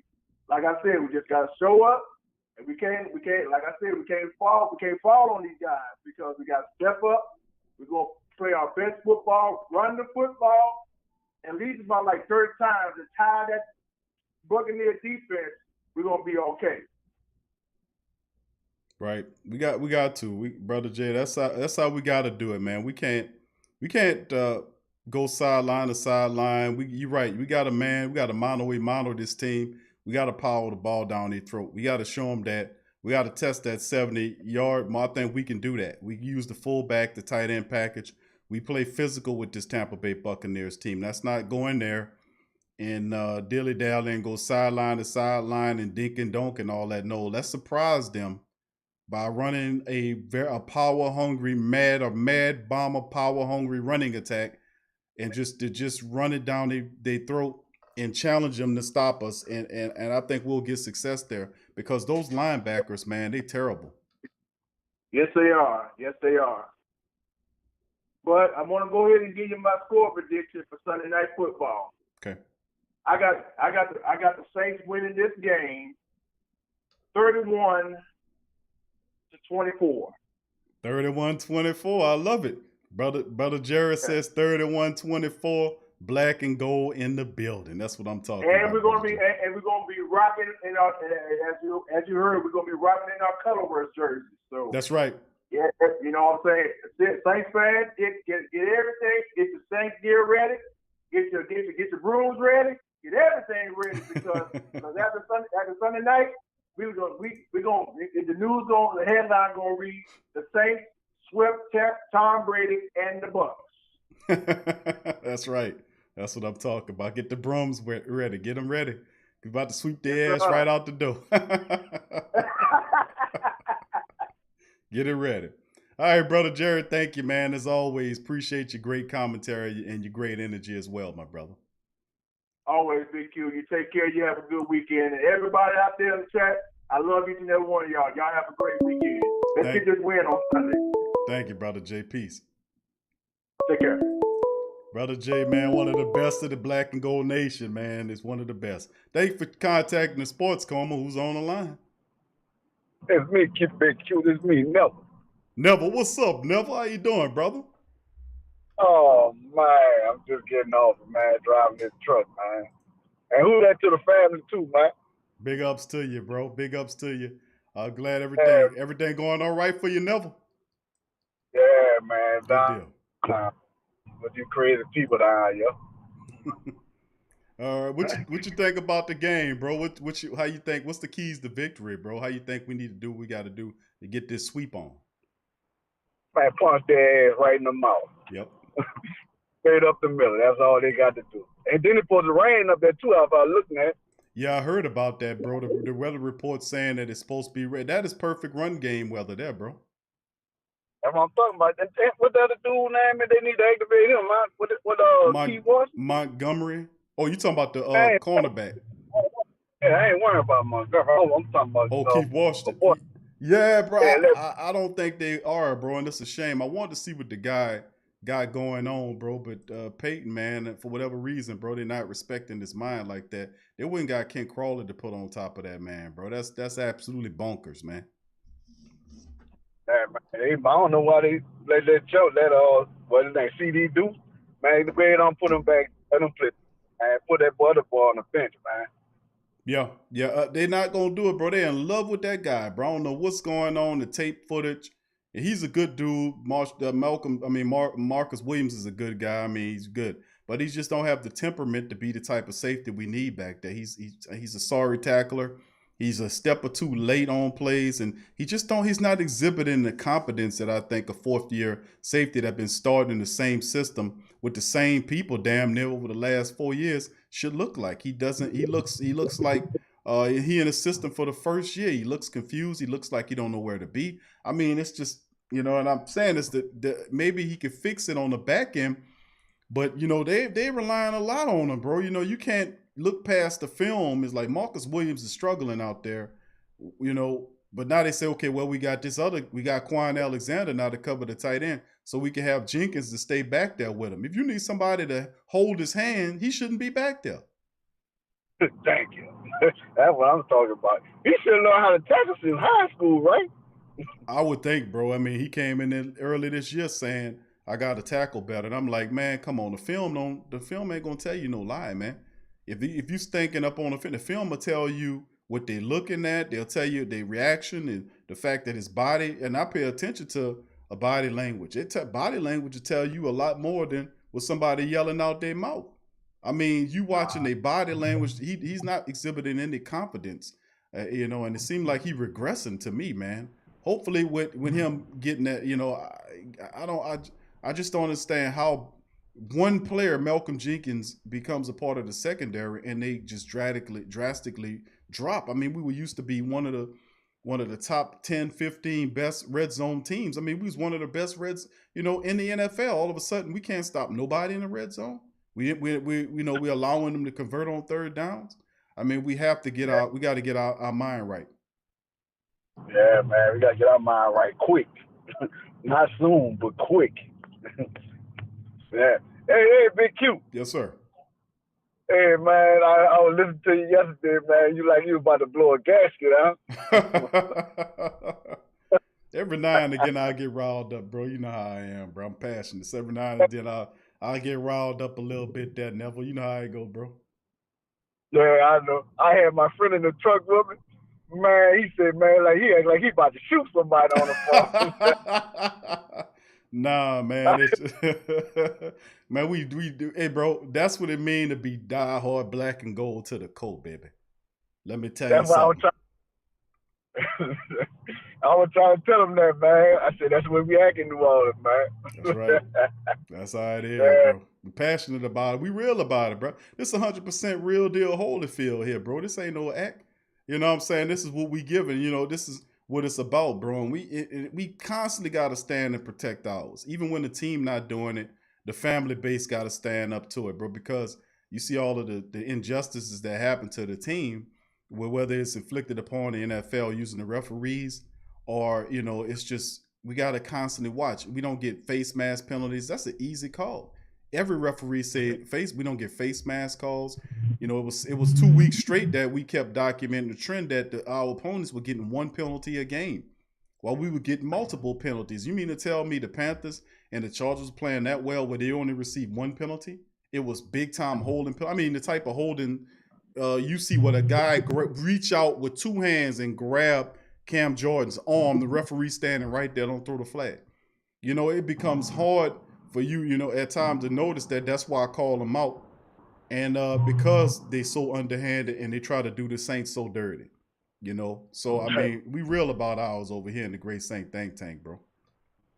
Yeah, right. I feel that, man. And then we came out, and that other boy, T-Rex too, huh? Man, they just keep on holding that boy there.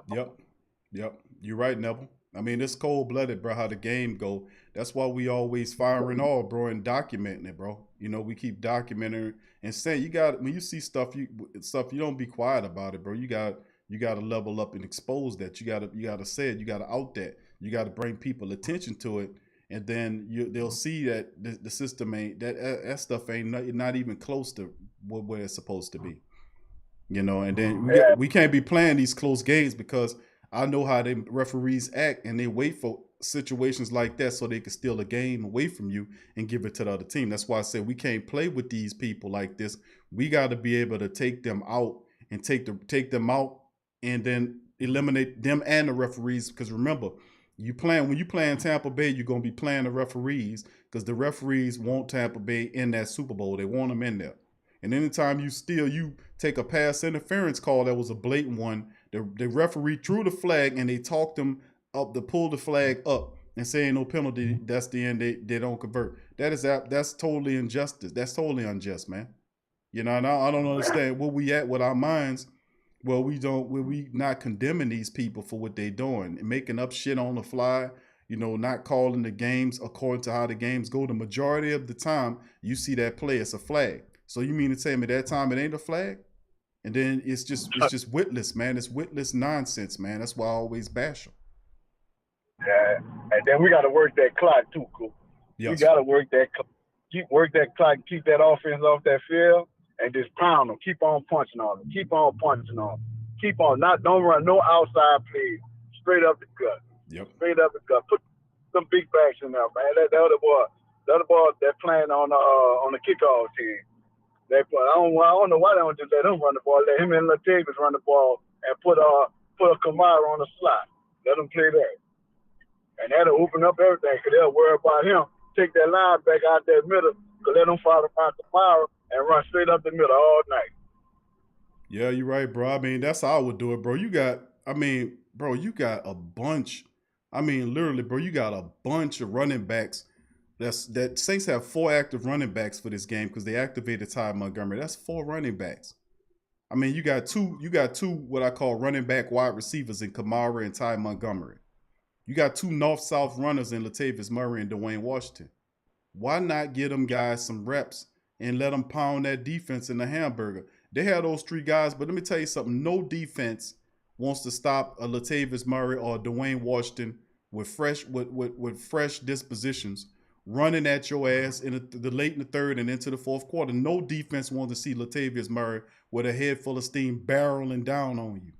Nobody wants to see that, and that's why I say that's how we close these games as opposed to dinky-donky-do, which I don't have a problem with methodics, as I call it, because we can methodically work the ball around because methodics work the clock if done correctly.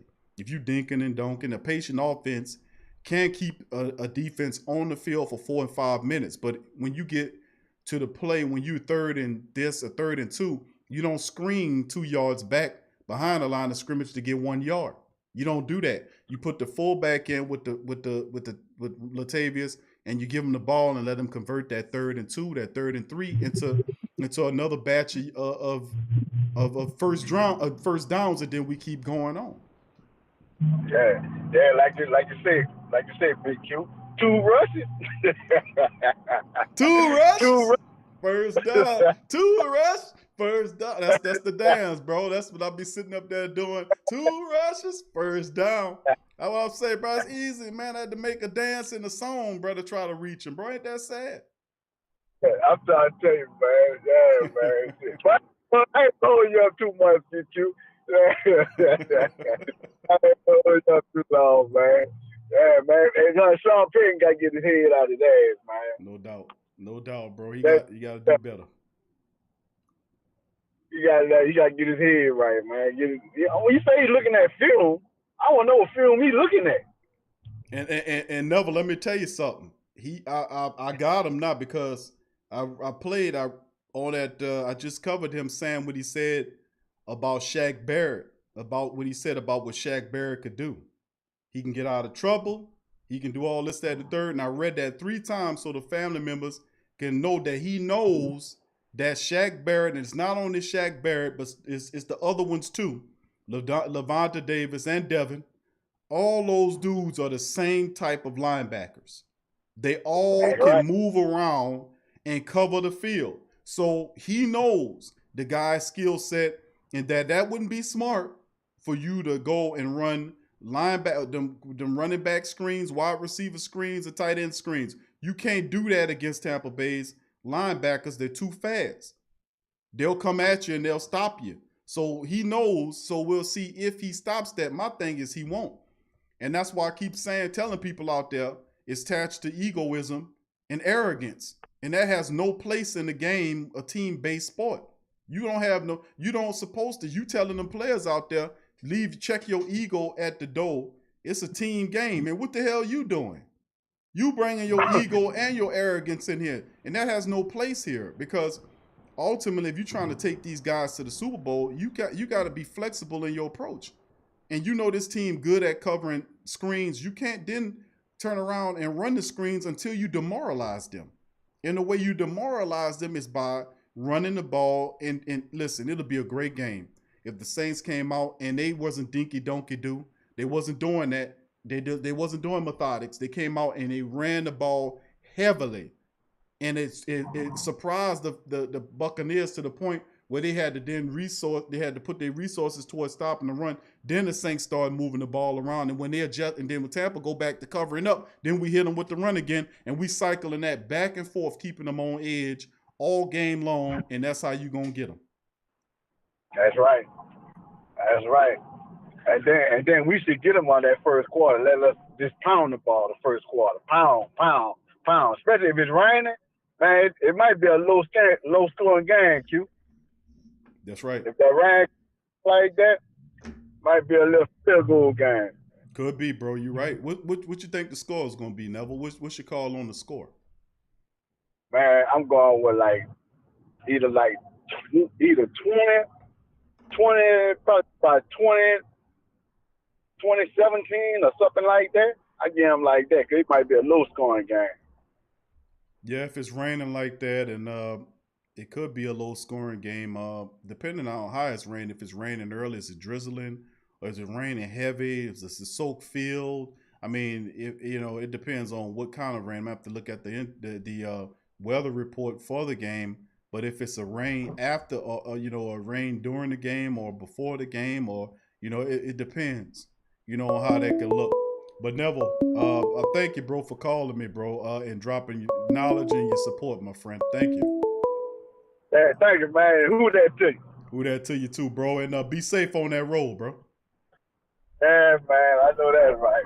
And who that to you, man? Peace too, bro. Peace. That's Brother Neville chiming in, man. Thank you for chiming in. All right, fam, thanks for calling the Great Saint Think Tank. Who's on the line? You talking with Iceman T, man. Iceman, what's up, fam? I can't call it, man. What's up, man? Who that? I can't call it myself, bro. I'm talking to the nation, bro, getting it right. What's on your mind today, Iceman?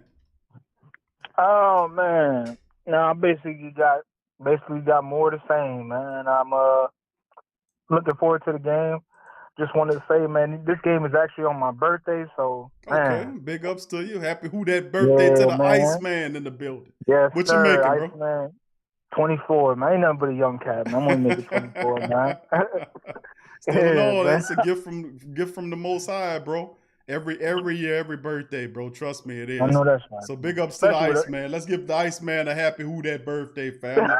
a happy who that birthday to the Iceman, bro. The Iceman come on. Man. The Iceman always dropping the knowledge. He always passionate. He come with bullet points. Let's give the Iceman a happy who that birthday, a happy early birthday to the Iceman, bro. Big ups to him.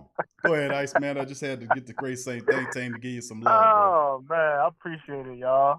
Man, as usual, man, I do got a couple bullet points, man, and some things to look out for. Man, first, I want to say that was an interesting point that you brought up with the whole the thing with Ruiz, and that made me think. And by that I mean like them putting pressure on the rookie.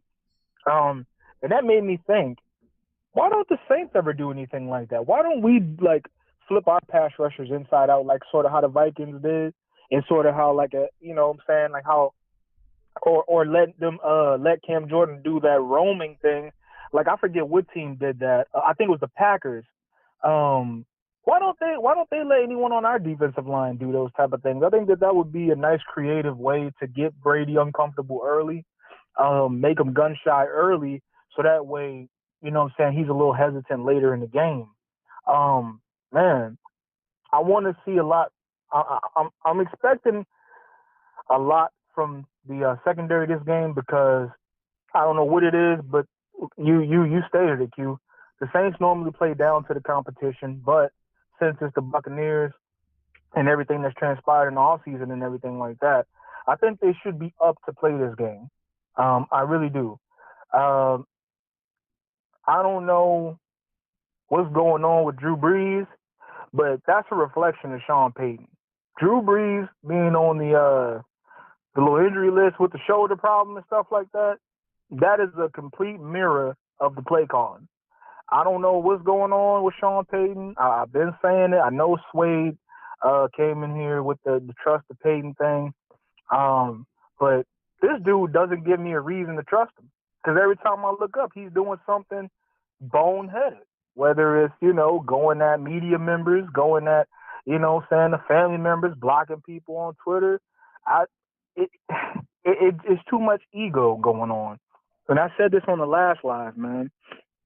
I just want to see what the defense is going to do, and I want to see if Sean Payton is going to establish the run game early and often, because that's really what you need to beat this team. The Giants game was a perfect, game plan. They just, got robbed at the end. They had, they had it going in overtime, but they just robbed them in the end. So, man. Is Sean Payton, and I have some questions too, is Sean Payton going to, keep doing the same thing over and over again, or has his ego caused him to think that he's so good that he doesn't have to take from what other teams are doing? And you could chime in, Q. I don't think Sean Payton doesn't strike me as a guy that takes certain things from other teams and implement it in his game plan and make it his own type of thing. I would like to see Sean Payton, take take what Baltimore's doing or what the 49ers did, running 3 running backs, and have Jimmy G throwing the ball last year when he had to. You know what I'm saying? I think that Sean Payton could use that and implement that and incorporate that in his game plan. That would be a nice change of pace, and it wouldn't make things so predictable, is what I'm trying to say. I think Sean Payton is a little bit too predictable. And you can't be predictable with this defense going sideline to sideline, man. You can't do the screens or the tosses and all of that. I don't see what's wrong with running, in the I formation or the 3 tight end set. I don't see what's wrong with that. I don't understand why we can't do it.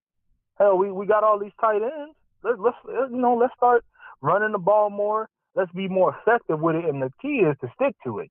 Because, he'll run the ball, but he won't let it mature into what it's supposed to be. And that really affects guys like Latavius Murray, because he can't build up a rhythm, and he can't be I feel like we haven't really seen Latavius Murray as effective as he can be, because he doesn't get the ball enough.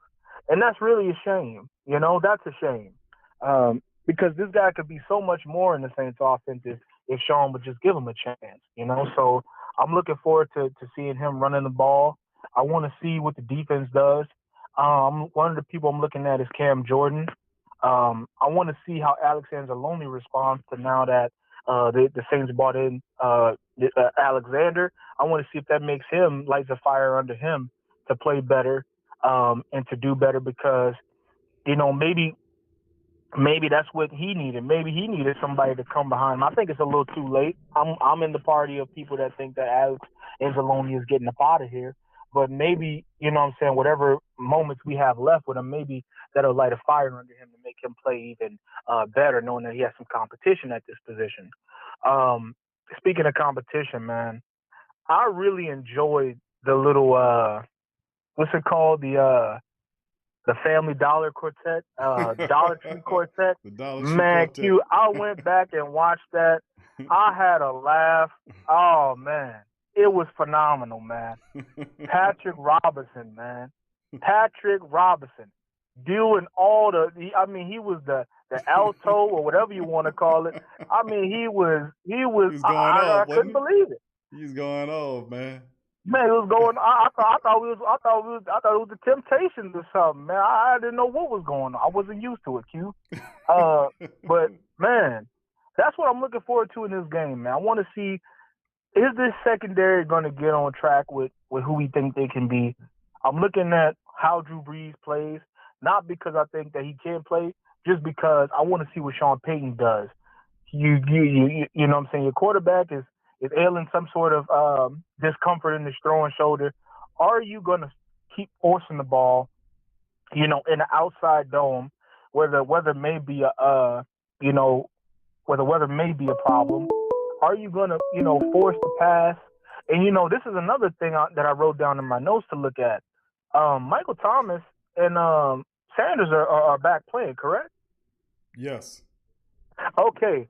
So with that being said, do you think that gives Sean more? Hold on just a second, Iceman. Hold your thought just for a second. We got another family member on the line, bro. I'm going to get the floor back to you in a minute. Thank you for calling the Great Saint Think Tank, fam. Who on the line? This is Craig. Craig, all right, Craig. Thank you for calling, fam. Just mute your phone. We got another caller right in front of you. As soon as it gets done, then we'll bring you in, my friend. All right, you got it. Thank you, bro. All right, Iceman, back to you, my friend. No, I was just saying, man, do you think having the full arsenal back is going to make Sean want to throw the ball and force the ball all over the place? Do you think that's going to make him want to throw the ball even more, having his star wide receiver back and his the second wide receiver and number 2 wide receiver back? Do you think that's going to make him want to, do the game plan around getting them the ball because Michael Thomas hasn't had a lot of touches because he's been out and stuff like that? Do you think he's going to force feed him the ball, or do you think he's going to, is this the week that Sean Payton finally opens his eyes and lets the run game mature? Because like how you said, Q, we've been saying this before the season, man. We've been saying this since last season that he needs to run the ball. And you know what the crazy thing is? I got the receipts, folks. I got the receipts. I did some homework. Iceman did some homework, y'all. I went back to 2011 in articles where people were asking Sean Payton to run the ball. So that goes to show you this man is allergic to the run game. I don't understand it. I don't know what it's about, but that's just something that I was really keying in on. Like the comeback of Mike T and Sanders, is that going to want to make Sean Payton throw the ball all over the place? Because now he has the targets in his full arsenal, and you never know with him. He may get big-chested, because you know how he is. He may get big-chested and want a hot dog and, poke his chest out against Bruce Arians, because there's coaches that he does that against. Bruce Arians, Shanahan, the dude for the Rams, Belichick. Like, he always want to poke his chest out against these guys. So, maybe that's just something that to just look out for. Is he going to throw the ball all over the place because he got his arsenal back? And the last thing I was going to touch on is, man, I want to see what Marshawn does, man. I've been saying this for some weeks now, man.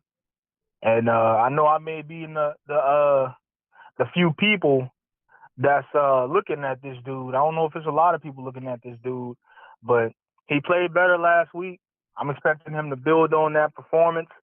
I just don't want to see I'm tired of seeing the secondary with their hands in the air. The whole, I thought you had him. I just don't want to see that this game, because this team will make you pay if you have lapses in your secondary. I know that for a fact. They will make you pay, man. So, this thing, we got to look at these guys. You know what I'm saying? We can't. Hopefully the Saints have the adverse effect and they play up to the competition and dominate them and just go and just be the team that we think that they are, man. But that's just some things that I wanted to talk about. And the big thing is Sean Payton, is he going to stay out of his way? But that's it, Q, man. I appreciate you taking my call. And who that, man? Thank y'all for the birthday wishes, man. I love y'all, man. Thank you, Ice, man. Same to you, bro. Thank you for calling, bro. We'll talk to you later, bro. Peace. All right. That's the Iceman, man. The Iceman is absolutely right, bro. He's dropping the knowledge, man. And the truth be told is with Peyton's full bevy of wide receivers available, it'll be most difficult for Coach Payton, who does love to pass the ball, to go away from the pass when he finally got all his people on the same page at the same time. Mike Thomas, Emmanuel Sanders, they'll be there. You even have Ty Montgomery mixed in there. It'll be interesting to see if he goes away from that. But knowing Sean Payton the way we do, I'm anticipating he probably won't. He probably will throw the ball, and that's just how he is, man. Big ups to Dada. Big ups to Dada. Thank you, Dada, for your super chat. Says the Saints wasn't picked to win the Super Bowl neither. Thank you, Dada, and just more of the same. All right, Craig, thank you for being patient, my friend. Welcome to the Great Saint Think Tank. What do you think about the matchup? First, I want to say what up, Big Q. First time caller. How you doing? Thank you, bro, for joining us, bro, and I'm doing fine. Thank you for asking, bro. Welcome to the show. Yeah, I'm a little nervous. I don't know why. Why you nervous, bro? We all family. I have no idea. I'm like, damn, Big Q make this look real easy. I'm going to call in. What's on your mind today, Craig? What you think about the matchup, my friend? I don't know, man. Since yesterday, I ain't going to lie, my blood pressure a little high. I'm getting angsty just thinking about the game. I'm like, damn. I just don't want to be embarrassed, Big Q. That's it. Yeah. If they play their hearts out, defense tries, they just play their hearts out, I'll be okay with it. I want to win, but damn. Yeah. I don't know. Yeah. But just like you say, Sean Payton, I hate to say it. I just don't trust him, man. Yeah. So, Craig, you telling me you ain't going to do what Black Suede say, trust the Payton, trust the Payton? Trust the Payton, trust the Payton. I got to go with what happens on game day every week. You know what I mean? I got to go with what really happens. We always say he's doing something special. He's saving it for later in the season.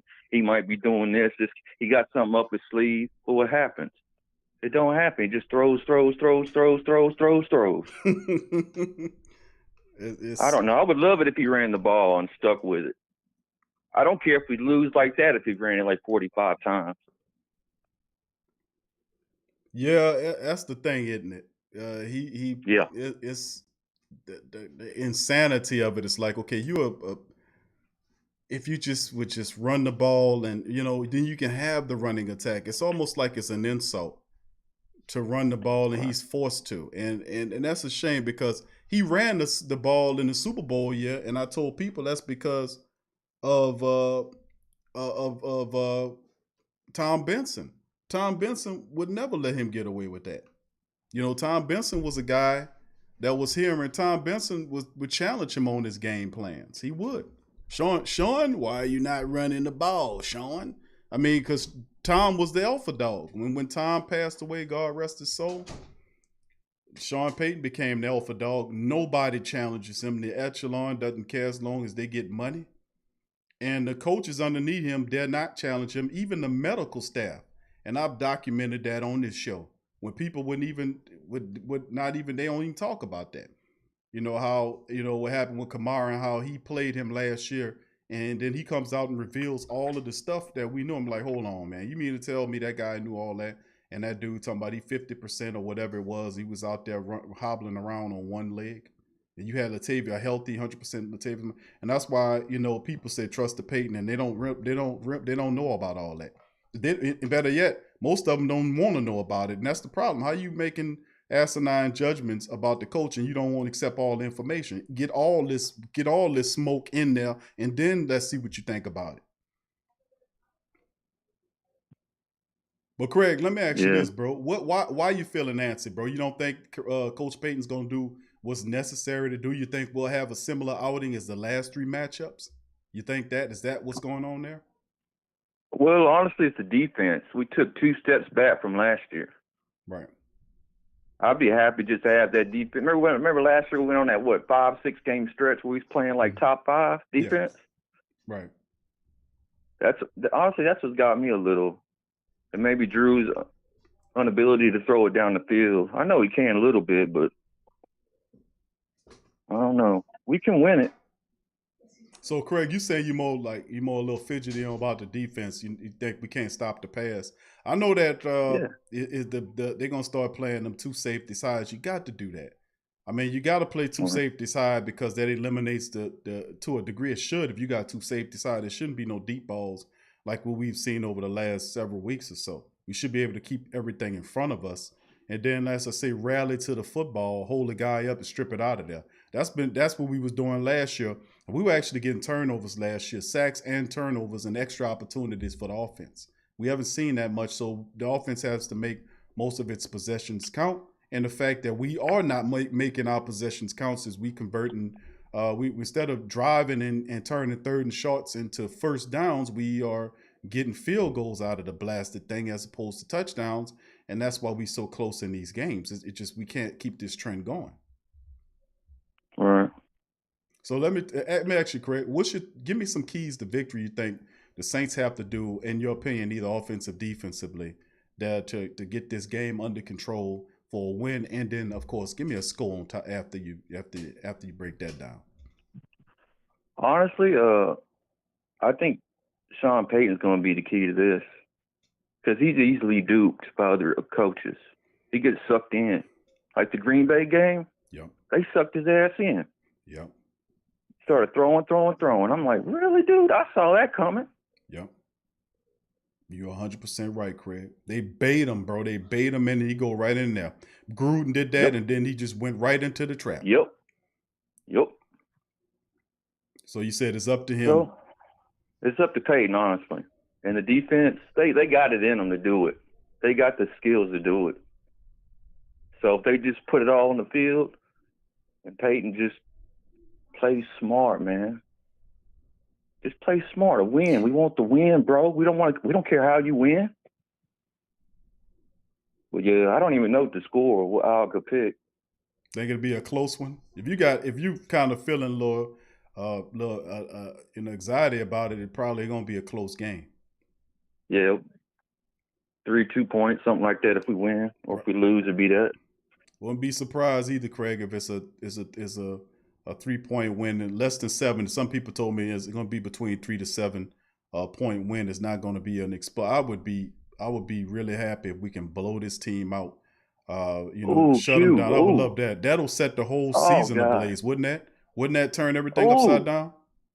Oh, I would love it, man. I was even talking to God today. I was like, look, I just want this win today. Seriously. I don't want to go to playoffs. I just want this win today. Sunday, excuse me.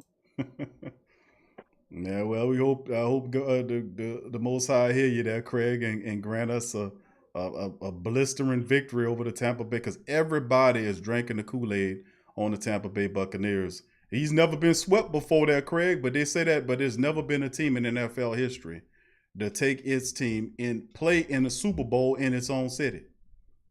The last people that we had an opportunity to do it, like I think we were, it might have been another team somewhere, but I know we had an opportunity. We played Miami. The next year it was supposed to be in New Orleans. Then they brought that gate crap, all of the bounty gate stuff, and fractured the team for several seasons. But we could have had rightly so repeated. They didn't want to see that, so they did everything they can to bust our team up. But listen, we got the pressure's on Tampa Bay. All of the people are betting on Tampa Bay. It's absolutely no pressure on the Saints. The Saints just have to show up, don't make the mistakes, balance the attack. Sean Payton, get your head out you know where, and play smart. That's all. Like you said, play smarter. Yeah, I agree. Well, Craig, I appreciate you. Go ahead, bro. Yeah, what was your score predict real quick? I'm sorry. Oh, no, I'm calling it more like 27-21. At first I thought 24-21, but then I thought 27-21 or 27-24, something like that. Because, reality, I blow a gasket from time to time. I do, because I'm passionate. I got that. Mm-hmm. I get that charge, but that's because. Yes, sir. But that's because I'm trying to, kind of rattle and shake this thing up a bit, because we don't. If we can just be balanced, it's smarter play calling. The screens should be eliminated in this game. The Taysom Hill package should be eliminated. There should be no Taysom Hill package in this game. There should be none of that. There shouldn't be any screens. I'm talking about wide receiver, running back, or otherwise. Tight end, no screens in this game. It should be a power game, the power wide formation. The ball should be thrown down the field. And let's be smarter about getting receivers beyond the first down lines to get first down. Stop throwing, if you're 3rd and 1, stop, and you're 3rd and 8 or 3rd and 7 or 3rd and 10. Stop throwing the ball short of the first down line if you can help it. We have to be smarter about this here thing. And a lot of times we make mistakes that kind of hurt us a bit, and we need to do it. And then Iceman. Yeah, it needs to trust its players. Yeah. But Iceman, that came on before you, Craig, said that He doesn't have that confidence in Sean Payton. He doesn't have that confidence in Sean Payton, bro. For him, the trust what Payton's doing insofar as he gets all of his full bevy of his wide receiver room back to him. We talking about Mike Thomas, who will play a significant portion of the game. We talking about Emmanuel Sanders after 2 games from COVID. We're talking about even getting Marquez Callaway along with Traquan Smith and Ty Montgomery. So it's a little bit too enticing for a passing game addict like Sean Payton to say, nah, we're going to fall back on the run this contest.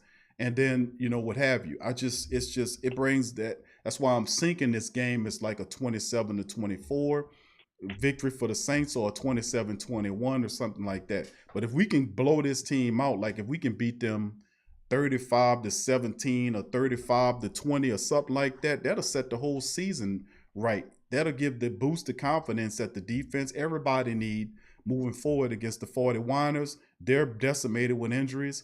We have the Atlanta Falcons who are dangerous because they, every time they play you, we got a ridiculous habit. At least one game out of the 2 we play down to them, which we can't do that. We have to be disciplined. We got an upstart Denver team who's losing right now, but they can surprise you going to their building.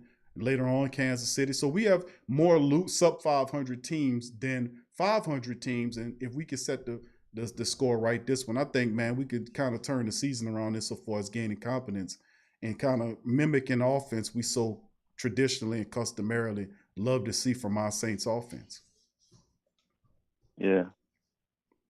Well, I ain't gonna hold you anymore, Big Q. I appreciate it. You make it look real easy, though. You're doing a good job, man. I try, Craig.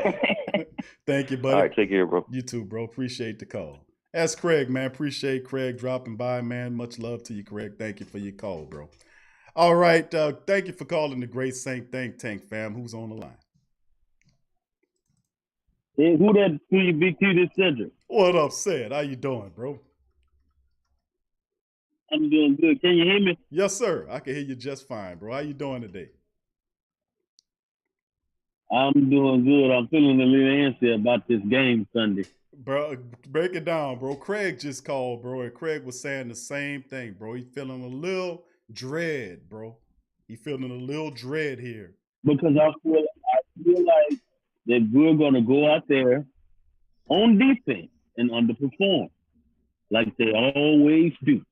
Every time we count on this defense to sit there and produce for us, they don't. I mean, they never do. When we need them to get off there down the most, they don't do it.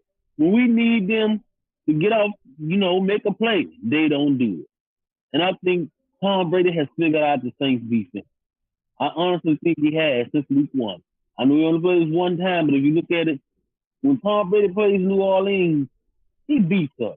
He beats us. And I got a feeling that he gonna put up big numbers with these wide receivers. Even though I really don't think Antonio Brown is gonna be a factor because the dude's been out the league for so long. I think like 3 or some years. I think that's how long he's been out. And he's been out the league so long, he's not gonna just come in and decimate the Saints because he didn't do it with the Steelers when he was playing with us. I mean, Marshawn Lattimore had him under control almost the game. He didn't put up big numbers against us in this Steelers game. But I just think the defense is going to underperform. I'm not worried about the offense. It's the defense I'm worried about. And the only thing with the offense that I'm a little skeptical is with these halfback screens and I'll just cut that out. If it's not working the first time, why would you sit up there and do it 3, 4, 5, 6 more times and then sit up there and blow up right in your face? Like during that Bears game, if he would use the fullback and the running back, he would easily pick up these short third downs. But he's scared to use the fullback and the running back. Look at why you think the 49ers were so good last year? Because they got Kyle Juszczyk involved. Michael Burton is a good pass-catching fullback. I used to watch his film. This dude is a good pass-catching fullback. He can pick up some downs. We need to get him involved. We need to get Murray involved. We need to get Kamara involved. If you run an I formation the whole game and run time off the clock, you go win this game. But if you go out there and do a screen pass, pick up 3 yards, that is not going to win you no games. Do not go win games like that. You got to do like Big P said and run the ball a little bit pass the ball, run the ball, pass the ball. Because if you keep doing the same old thing, the defenses don't know what's coming. And they know Drew Brees ain't finna take a shot downfield. The defense already know that. So they're not even finna worry about that. But that's all I'm concerned about, Big Q. Yeah, bro. I mean, great points. Great points as always, Cedric. Great points as always, bro. Great, and you're 100% right, bro. I mean, we can't make the adjustments, the correct adjustments, and I'm just promoting. All I'm promoting is correct and smart, intelligent play calling. And I mean, every game we're not doing that. I mean, the Taysom Hill package is an absolute momentum killer. Except for maybe 2 or 3 times during this season. I mean, when he was able to make something happen against the Chargers, when he got in the touchdown, and then against the Bears, he got in touchdown. But the majority of the time, the package it's not working because you're not throwing. I just don't understand the rationale, and nobody's asking him the questions, and he's not putting himself in positions where he can get real questions. The reporters are not they're asking him softball questions about softball events and topics that won't piss him off. I don't care if he gets pissed off. I'm gonna keep you real with you. I don't care if he gets pissed off. I want like the answer. The other day during the interview, did you see they were sitting up there asking Emmanuel Sanders about some damn Netflix TV show? Ain't nobody want to hear about that. We want to know what the man, how he been feeling, what he been doing, what he gonna do to help the team when he come back. We don't want to hear about him watching on Netflix and stuff like that. We want to know, have you been able to put in some work during this quarantine time? Because I'm big, and I've been quarantining since this thing started, and I exercise and all that. That's what we want to know. We don't want to sit up there and know what to do watching on Netflix. And these reporters sit up there and they sit there and want to be these players' friends and ask them these silly questions. But as soon as Chance Gardner-Johnson get up there, they want to ask him about fights and all the rest of this. They want to ask him the serious stuff. Why don't you ask Peyton? Why don't you ask Breeze? Breeze, why are you scared to ball? Why are you scared to throw the ball more than 5 yards downfield, Breeze? That's the worst thing that happened is you get an interception. And Drew Brees used to have good accuracy, and I don't think he's going to go out there and throw an interception. If he would just trust his arm, I think that's his problem. He don't trust his arm. It's not the players that I think he don't trust. I think it's his arm. He's 41 years old, and I don't think he has the trust in his arm like he used to. But I ain't mean to cut you off right there, Vicky. You go ahead. No, it's okay, Cedric. But you're true. That's true, bro. I mean, I think Drew is being safe, man. He playing it safe, and I think that's a part of it, bro. When he's efficient, he's playing it safe, not taking shots down the field. And he had a few times early in the season where he was pushing the ball in holes in the zones that they had. He was putting the ball low and down to the ground. And you've seen the receivers like Traquan Smith or whoever was diving low to get the ball. He was putting the ball low and out of the way. So if the receiver missed it, it was an incompletion as opposed to him putting it up high where the guy might bap it up and then the safety get it for an interception. So Drew, being the 20-year veteran that he is, putting the ball low and out of the way.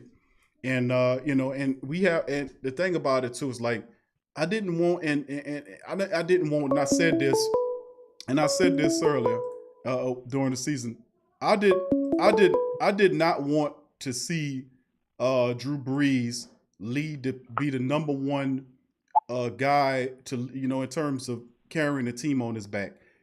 Before he signed back, I was against that. I was like, listen, you did that to him last year. And I said this during the Minnesota game afterward. I was sitting there watching the Minnesota game and I seen Drew Brees do something that I didn't see him do previously. And it happened in the game, and I seen him do it. I seen him, and I said, "Damn, I see what he can't win like he can't impact the game like he used to." I seen it happen in that Minnesota game where he could not win the game, and he was really trying. He could not do it by himself. So when he retired, he knew that he didn't have the same impact that he had in previous years upon the game, and that he would then need not to be for the first time or maybe the first time in his career here, because I won't say that about San Diego, because when he was drafted up there in the second round, he wasn't the focal member of that offense. It was LaDainian Tomlinson. That was his team, and Drew was the quarterback, of course, but everything went through LaDainian Tomlinson. So when he came to New Orleans, it was the first situation, professionally speaking, where everything went through Drew Brees. Issue is this season, Drew, it shouldn't be that way. You have to be able to put it through the running attack. And Sean Payton, each year that goes on, Sean Payton gets stubborn and stubborn with running the ball in running style run plays, if you get what I'm saying. He will run the ball. Notice this. Yeah. Notice this. He will run the ball out of passing style plays. He will run the ball, and see, oftentimes when you do that, it's a difference when you have that, because when you run out of a running play, you will have either two tight ends or fullback in there, and you're going to play mano-a-mano ball. Notice the Saints don't play mano-a-mano ball. We don't do that no more. We don't want to play. We don't want to run the ball no more. We don't want battle ram these teams, and they know that. And just early what Craig said before you called, Cedric, Craig said something, he was on it. And he said, Q, those coaches know Payton, and they bait him. They bait him. Gruden baited him. The Green Bay coach baited him. And the people that beat him bait him because they know he's not going to stick to the run. And he ultimately going to betray his team and become a double agent. Now, I made jokes about Sean Payton as a double agent, meaning he then subconsciously one-dimensionalizes his team for, you're not knowing. You acting as a no. If you got a team that's not good at stopping the run, you run the ball. We're saying you don't have to not throw the ball. And I don't think. Go ahead, Cedric. I don't think Kamara is the type of back that likes, getting it out, outside and having them. I know he like making guys miss, but I don't think he's the back that like getting them outside runs. And, I think Kamara is a straightforward back. He like to get that ball on the inside, pound it in the inside, and make them dudes miss them, and then run straight forward. Because if you notice, that's when Kamara mostly get the big plays. When they run it in the inside and they don't sit up there and do no halfback out, he gets them plays from the inside. Same way with Latavius Murray. Murray ain't no outside back. You got to stop sitting up there and expecting these dudes tossing the ball, and you going against the Tampa Bay Buccaneers that got a top 5 defense this year. You going against them, think you finna sit up there and hit them screen plays? They blew that up in week 1, straight up in our face. I knew it wasn't going nowhere. I just think we got to stop it with these outside running plays. You go put a man on the receiver where he can make, run past the guy and pick up about 15 or 6 yards or something like that. Put him in as a receiver. Taysom Hill is a good receiver. Don't be sitting there putting them in that quarterback, doing quarterback draws and the team out. So just like you said, I think you said the other day, Taysom Hill never looks down the field. You just get the ball and run it. You want to run it straight through the middle. You got to lead the defense. You got to lead what they're doing. I mean, because I seen on one of them plays with Taysom Hill, he just looked at the ball he had. I think Taysom wide open and wouldn't even throw to him. He just ran the ball in. In that Packers game where he had Smith wide open. But I just think we got to eliminate those half passes and then them QB draws. Just eliminate them. Unless it's Drew Brees doing the Drew Brees special. That's the only kind of QB sneak that I want to see. Yeah, you're right. Other than that, I don't know. You're right, Cedric, and that's absolutely right, bro. You're right. Taysom Hill gets the ball, don't even look at the coverage. Snap. He in a shotgun, and I keep emphasizing the fact that you're in a shotgun. Why? Because in a shotgun gives you an opportunity, a few more microseconds or whatever you want to call it, to overlook what kind of defense they in. He doesn't even look at what the defense is before he turns into a running back. And of course, Sean Payton said he was going to mix Taysom Hill in there. And he is doing what he said in that regard, but it's killing the momentum of the offense. And you can see Drew Brees getting upset by it because they're barely getting any, when they finally get a rhythm, you throw the Taysom Hill package in there. Stop with the Taysom Hill package. Stop doing that because it's killing your base offense. The Taysom Hill package is a gimmick. Listen, we don't need the stinking gimmicks, man. We don't need no stinking gimmicks. We understand that. The Taysom Hill package is a gimmicky-ass play that was good and cute and sweet when nobody knew about it or care who Taysom Hill was. Now, 2-3 years later, they know who he is. They know that when he get the ball, all he going to do is try to run up against a 7-man or 8-man front. I mean, that don't make any sense to me. And you spoke about just a moment ago about the game against the Packers when Tyrese Smith punched the damn ball out. Well, the question is, what the hell was Taysom Hill doing with the ball? Why is he trying to run up against a 7-8 man front and you have a 6'3", 230-pound running back? That dude's that 3 times better than what the hell you could do. And you don't give him the ball and let him run. You try to keep it. I mean, what was the there is no thinking whatsoever in Taysom Hill's head about being a passer.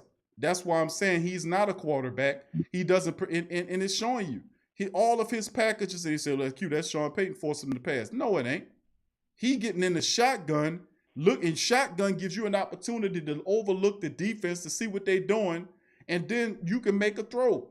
They're open. There are passes open where he could throw the ball. Like when you just mentioned about the Packers play, when Tyrese Smith came around there and popped him. Smith came around there unblocked because the wide receivers took off into routes. It wasn't no run play. It was a passing play, and instead of passing the ball, he kept the ball and didn't even secure the damn ball. And when he turned it over, that cost the Saints to lose the game because they ran out the clock after that. That turnover cost you the game. You know, at the end, the opportunity, because they were marching to score and take the game in possession. So he still hadn't got it. And I'm saying, man, the Taysom Hill packages doesn't work. All of the screens, the wide receiver screens, the fullback, the running back, wide receiver, and tight end screens are, stop the screens. It's you throwing the ball 2 yards or 3 yards behind a line of scrimmage. You putting the players at a deficit off the top. The screens is something that you threw to take a team off of guard. And if they know you're a screening team, then it's not effectual anymore unless you got a slow plotting defense that can't do nothing with screens. You can't use that against Tampa Bay. Yeah, it won't work. I think the only player that he needs to be putting these screens on, well, it's 2 players. I think one of them is Deontay Harris. We haven't seen him try to do a screen with Deontay Harris yet. But I think if he could get Deontay Harris involved in the screen, I think it could go for a lot. And they haven't come here, but that's it. I think he needs to quit it with everybody else because they're just making you look foolish. So just stop it, Peyton. You hurt yourself. You're hurting yourself when you're doing these stupid plays. And the defense, they know because we do the same thing each and every game. Each and every game, they want to screen Kamara. They want to screen either him, Kamara, and they want to do the screen to Kamara or the Taysom Hill play. Each and every game this season, that's what they're doing. And I think Tampa, they go eat that up and put it all up in our face. But that's all I want to get on here and say, and I just want to give you a score prediction. Because I think the score will be 30-27, and I think the Buccaneers will win this. 30-27 in favor of the Bucs. Correct, Cedric? Yeah, that's what I got, 30-27. All right, my friend. Well, I appreciate the call, bro. Thank you for the good information and passion as always, my friend, and the support. Who that to you, my brother? Who that to you? All right, that's brother Cedric chiming in right there, man, dropping the knowledge and dropping the wisdom. And notice this, family. A lot of the great Saint Think Tank family members in the building, man, they feeling a little angst about it because, and it's not even the fact that the team, they having angst about it because of the talent of the team. Sean, is this what this coach is gonna do? Is he gonna do the right thing? That's the whole damn thing. Isn't that something? The people say QE 5-2, but you look who you've been playing against. That's what my whole point was with my rant yesterday was look who you're playing. You're not playing anybody that these guys are not playoff teams. You think you can get away with winning like you beat the last 3 teams, beating the Tampa Bay Buccaneers that way? They got a reason. They want revenge for what you did to them in week 1. So you're going to have to go there and out-physical this team. Tampa Bay is a physical team. You don't finesse a physical team. They'll beat the hell out of your ass up in there. So don't go up in there with that. You take the toughness off of them and say, we can play ball like the best. But Sean Payton's soft, man. And I've been telling you, he's soft. He won't throw the screens and all this and get away from physical football. Doing screens sideline to sideline when it's easy. What's that old mathematical term that they taught us when we was in school, huh? What's the shortest distance or shortest space between what is it? How is it phrased? How is it phrased there? The shortest points between two. Between 2 points, Q. Yeah. Yeah. How's it go, brother Paul? How's it go? The shortest distance between 2 points. 2 points is a straight line. Right? I mean, come on now. And you don't think Payne know that? So if that's true, and we know that football is a math game and a game of inches, then why isn't that mentality used while we screen it everywhere? Don't y'all know we average like 7 to 8 balls thrown behind the line of scrimmage?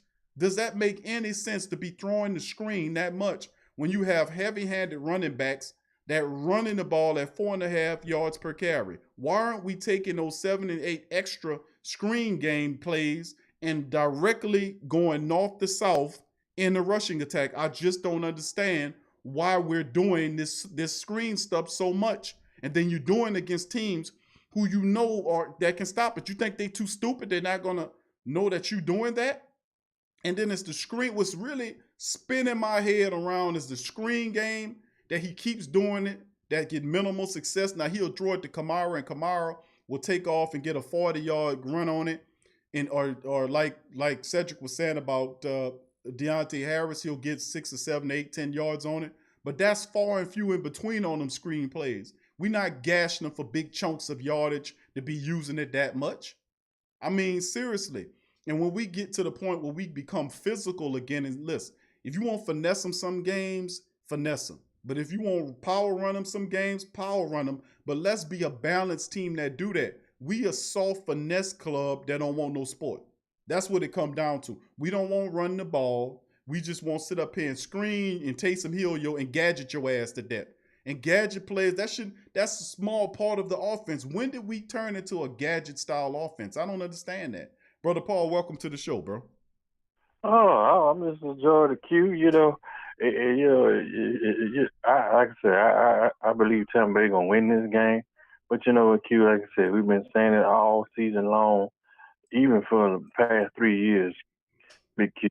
Sean Payton been known that their defensive back room has been the Achilles heel of this team for 3 long years, and he has done absolutely nothing to show improvement. Now you know what I'm talking, right? Yeah. Yeah, a coach know, Q. A coach know it, offense, defense, special team. He know when his team is good at something, and he know when it's not. But the thing about it is, sooner or later they're going to have to call a meeting over there on Airline Drive, with Sean Payton about his future as a mental patient at the psychiatric center if he don't get his act together. Because, I'll never forget, Big Q, John Madden and Jimmy John said something I'll never forget. They said football ain't just X's and O's, but it's also played between the ears. You have to play the smart and know when to do what at critical times in the game. And I dare to say, our secondary, it's like ain't a brain cell working. Ain't a brain cell working. Because when they get critical Q, when they throw it over us, it running the tight end across there, it's like they just panic, and it's like they play not to lose. And when you play not to lose, Q, you get beat every time. What you think? You're right. And that happens. It happens a lot, man. You got to take the game in your possession. You can't be one of those people that's scared and timid. And what's that old saying as well, saying fortune favors the bold. People that's willing to put it on the line. It don't like scary conservative people. People that's bold and daring often win the future. That's when it comes down to it. It's not about playing it safe. Sometimes you got to step out there and put it all on the line. And that's when you get the biggest reward. But a lot of people don't have that personage. And you're absolutely right. The people, the coaches know that Sean Payton is easily read. And I keep, let this be documented to the mental matrix of the Great Saint Think Tank. When we categorize what a coach that's becoming over the hill looks like. It's a coach that keep running the same plays, not knowing, or not realizing, or stubbornly and ignorantly not realizing that these plays that you run in game after game are giving you minimal success, and that you should adjust and do something else. The Taysom Hill package is ridiculous. The constant bevy of screens is ridiculous. Now, running the screen here or there and throwing it in there and some reverses, I ain't mad at that. But that's not our base defense. It's becoming to the part where our base offense is screening and Taysom Hill and all this to the point where it's screwing up you running a gimmick package, which is what the Taysom Hill package is. It's a gimmick package. It's not a part. Anything that's not considered the base offensive package is a gimmick or is some type of nuance you throwing in there to try to gain an advantage because they're not ready for that. They're ready for the Taysom Hill package. They're ready for the screen, especially the Tampa Bay team.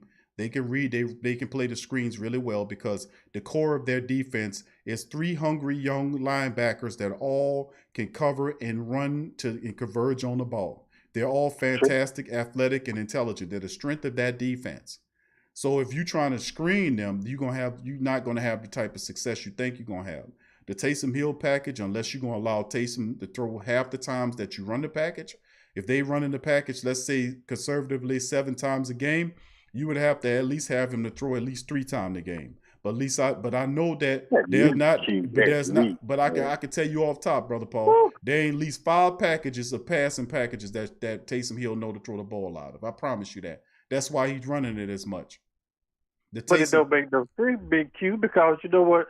All they got to do, if, like I said, they borderline for mental patients, they're going to get a certificate from the mental ward college because all they have to do, Q, is put Taysom Hill out there and let him run a bootleg. Who can't do that? That way he has the option to run or to pass. But they don't even do that, Q. What do you think?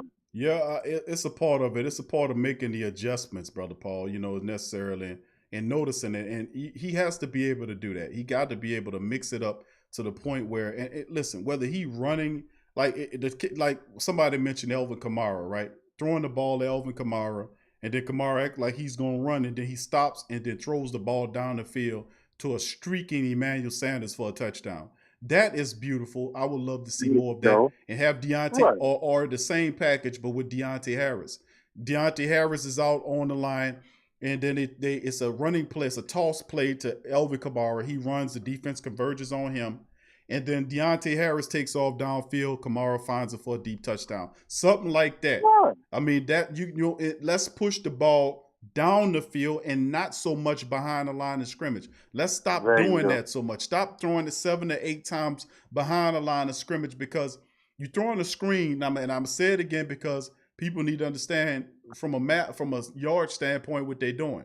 When you go to a screen, a wide receiver, a tight end, or running back screen, when you throw the ball down the line of scrimmage, and then the guy is 2 yards behind the line of scrimmage catching the ball, and then he has to go 2 more yards on top of the 2 that he lacking on to get to the first down. Now you tell me if that makes sense. Already there, right. You tell me if that makes sense for him as opposed to him giving him the ball at the line of scrimmage with a fullback to get the 1 yard that he needs. So it don't make no sense. Stop trying to make these seeing it's like it's too regular for me.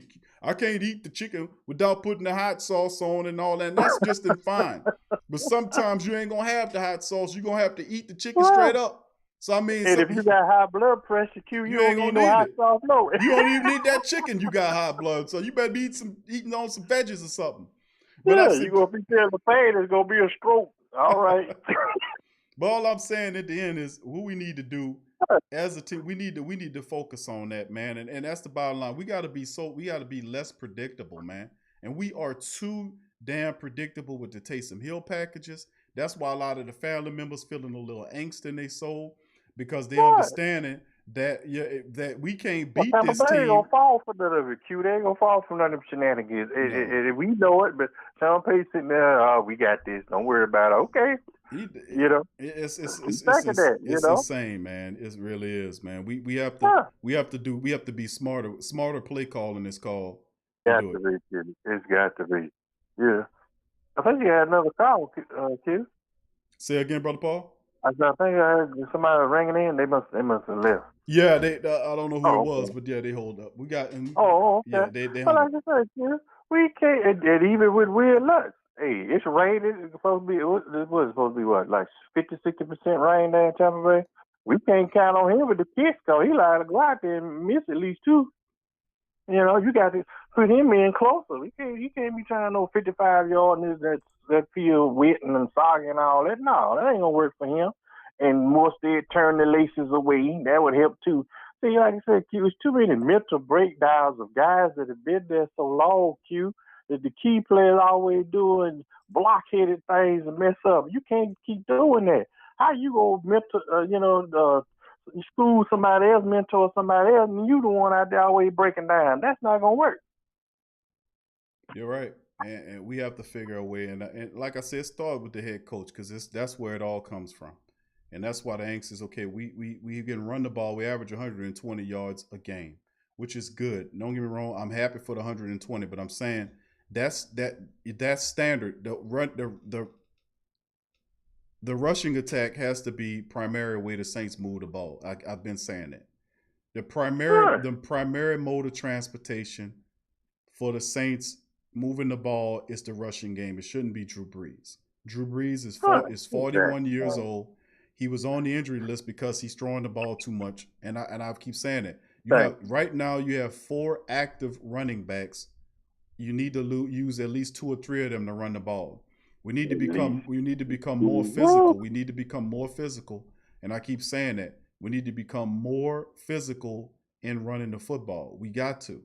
If we don't, we're gonna end up on the wrong side of this thing. We gotta run the ball. We gotta be more physical. And like I said, now I'm gonna keep saying it. The main mode of transportation for the Saints should be running of the football. It has to be. You can't ask Drew Brees to sit up there and throw the ball for 35 and 40 times a game. You asking for trouble. He cannot do that. He cannot do that. They're gonna be trying to be a touchdown. It's gonna be a touchdown duel, son. I'm looking for that. That's what it comes down to, brother Paul. That's what I'm trying to get people on sets like you. They say Q is up there. A lot of people argue with me and say Q 120 yards ain't good enough. It's not good enough if your quarterback is on the injury list with a sore shoulder, and it's not because some big plotting defensive lineman or linebacker smacked him on his shoulder like Aaron Donald did his hand last year. That's because he's throwing the ball too much. And that's why I was saying we got to run it. 30 is not good enough. No, it's not. 30 is not good enough. If you're averaging 120 yards a rush contest, we should have that up. If we can get that up 25 to 30 more yards, we can take that pressure off of Drew Brees. You got 4 active running backs. You telling me that we can't do that? Hold on just a second, brother Paul. Just a second, bro. We got another call. All right, family. Thank you for calling the Sports Coma. Who's on the line? I'm sorry, say again? Thank you for calling the Sports Coma. Who's on the line? Oh, Kevin. Kevin, all right. Thank you, Kevin, for calling, my friend. We got Brother Paul ahead of you. As soon as Brother Paul get done, we'll bring you right on in there, my friend. Just mute your phone and we'll be right with you. All right, bro. Thank you, my man. Appreciate it. All right, Brother Paul. Back to you, my friend. Yeah, but Q, I was just sitting here thinking when you was doing that. You know what I've noticed too, Q? Hey, tell me if I'm wrong. With the Saints get behind, the score could be 13-10. And Sean Brady could have been running the ball, may not have been busting it for no big yard, because let's say just 4 yards or 5 yards a pop. The first thing he wants to start doing is chucking the ball. So if you hold it down 13-10, it's just the second quarter, you're not that far behind, he wants to go chucking the thing. That's so stupid to me, kid. You panic. You just panic. And when you panic, you do stupid stuff. You're not rational. You're not thinking. You're just trying to do stuff. Throwing the spaghetti outside the wall and see how much sticks. No, you can't do that in football. That's gonna get you beat. What you think? You're right. Yeah, that's what it comes to. We can't be a team or a team so incompetent, bro, that we have to sit up here and I mean, it's just as far as I'm concerned, it's absolutely. We can't do it, man. And I'm saying, but Peyton knows this and Peyton knows that. And I'm like, Peyton, maybe y'all need to start looking at Peyton a little different, man. Because if he'd known better, he wouldn't have had his quarter. That guy Drew Brees was on the injury list because he's throwing the ball too much. And that's just what I was saying. We're throwing the ball too much, and we're running Alvin Kamara too much. We're running Alvin Kamara into the ground. They both were on the injury list at the same time. He got banged up. He had a foot problem. Drew Brees' arm is sore. And I'm like, man, you can't. They can't afford to lose now. You can't. Not at all. You can't. Both of those guys, they're MVPs of the team. Kamara's the MVP of the team currently, and Drew Brees is the co-MVP. Both of those guys are too good to lose them at any stretch of this game, especially when you're not giving the running backs, the backups behind Elvin Kamara, an opportunity to get involved in the offense. You're not giving them any opportunity, no reps to get involved in the offense. You're not running them. Dwayne Washington been on the team for what, 3 years now? He's been a running back on the team for 3 years, and we don't even use him. And that guy averages 5 yards a run for the Saints. People don't even realize that. He's the same type of back as Kamara. All I'm saying is that let's take the pressure off of Drew Brees. Let's take the pressure off of Drew Brees by utilizing the running game more, because we have 4 active running backs on the depth chart that are active, that can actually participate in the game.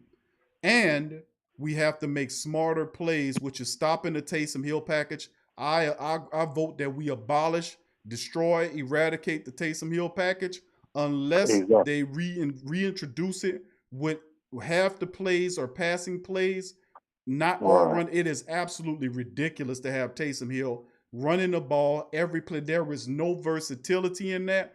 It is totally a flop. It is totally ridiculous, and it doesn't need to happen. Bottom line.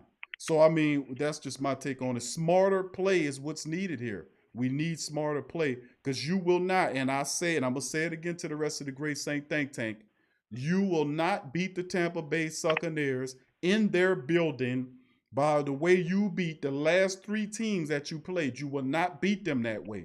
Oh, no. You won't beat them that way. I'm just keeping it real with you. But Brother Paul, go ahead. Give me a last score on it, my brother. I got the brother coming up behind you there. I say, if you go put Taysom Hill out there, you throw the ball to him, and then let it be a wide receiver screen. Let him throw the ball to somebody downfield. Like I say, be more imaginative. But, Q, like I said, it's just the weather's going to be bad. I was picking Tampa Bay 37-27, but now I know it's the field's going to be kind of messy. So I'm still picking Tampa Bay. I'm saying about 35-27 Tampa Bay. 35-25 Tampa Bay. Brother Paul, the last 3 Great Saint Think Tank family members have all picked against the Saints. Now I have never seen like a loss. Right, but see, Brother Paul, you've been calling them that way. When you feel like a loss, you've been on record when they feel like a loss, and they usually are.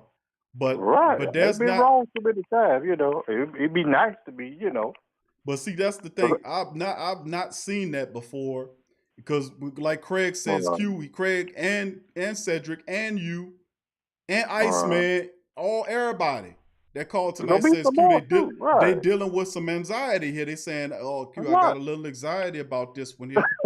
I'm like, "Oh, okay." Even Sarah feeling it. She don't feel like there's gonna be a win at the end. I got that feeling too, brother. Brother Jared was saying we're gonna get the win too, but a lot of the family members are a little uneasy about this one, and that's most. And it's not because of our team per se. It's the fact that we got Coach Double Agent over there, so we're gonna see what's going on, man. I don't know. We're gonna see why it cycles up, bro. Then our defensive line is beat up too, Q. If we don't get that pressure up the middle on Brady, it's gonna be a long day, baby. Yeah, we no doubt. We got to get on them, bro. Now, like I said, running stunts on the defense with Davenport shifting from outside inside, just shipping and coming from the outside inside to smother Tom Brady. Maybe some pressure, sliding up the pressure, all that. We got to put pressure in his face, because that's what Tampa Bay is going to use their linebackers to put pressure on Drew. They're gonna go at that young rookie. That rookie, they're gonna consider him the weak link on that team, and they're gonna attack him. So I'm just gonna tell you, I'm just gonna keep it real. But thank you, Brother Paul, as always, for spite on analysis, bro. Thank you, my brother. Peace. That's Brother Paul. All right, is it Kevin you say again, bro? Is that Kevin?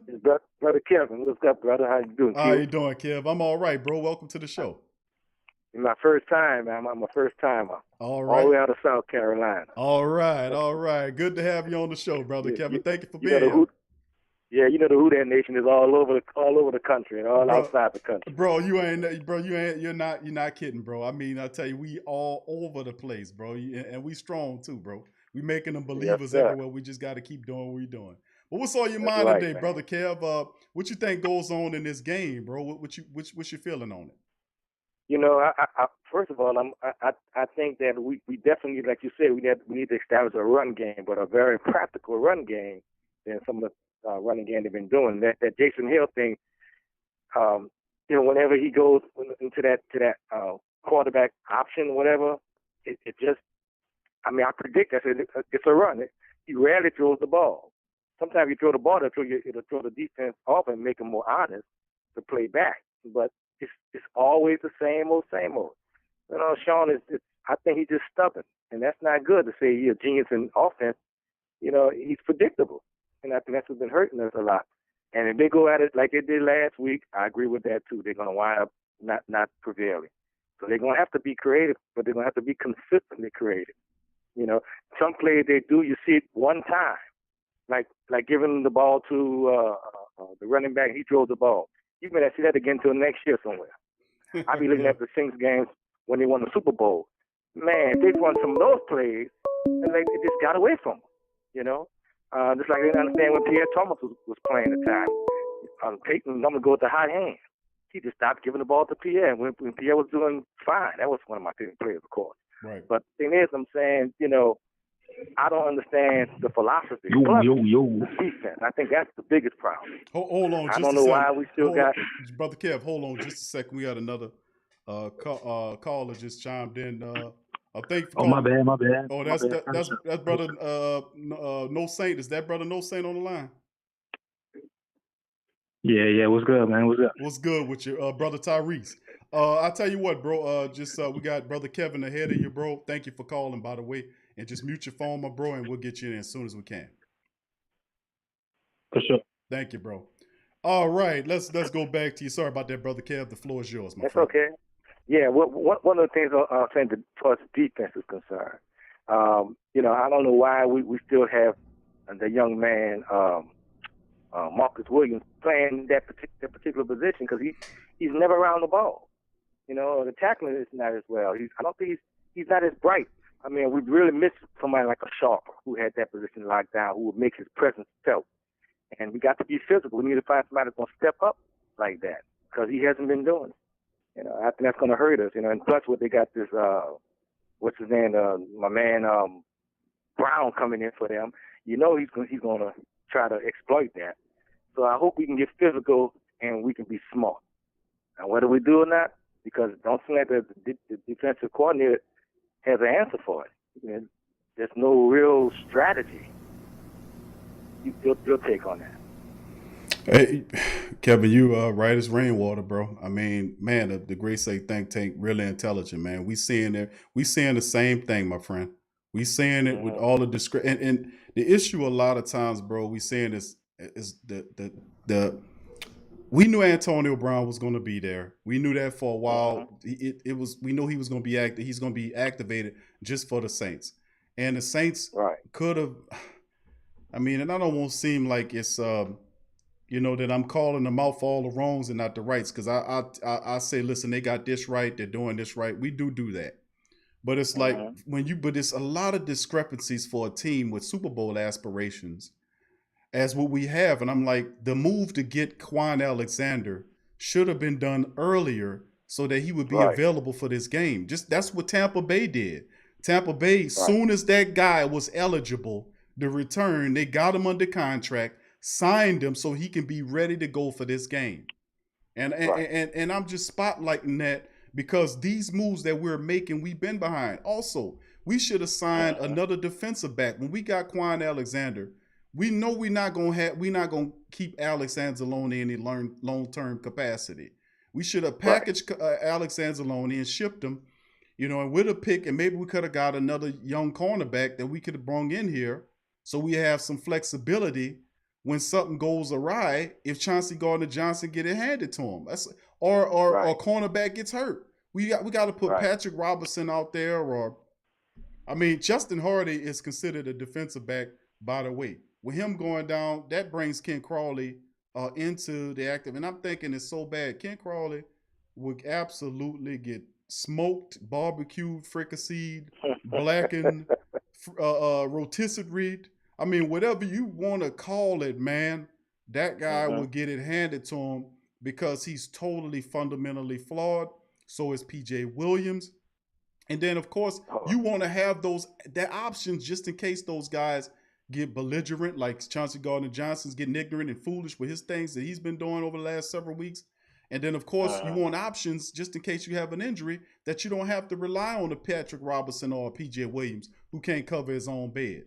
So, I mean, we should have made some moves. And the eyes is like, what are you watching where Marcus Williams still has a job when he's not recognizing coverages, he's missing tackles, he's behind on the routes. And like I said, I give Marcus credit because I like the guy. He's such a nice dude, but he doesn't have the temperament or the skill set needed to be a spearing, hard-hitting, tone-setting safety for the Saints back end of their defense. Marcus Williams is not setting any tones. Nobody's scared of him back there.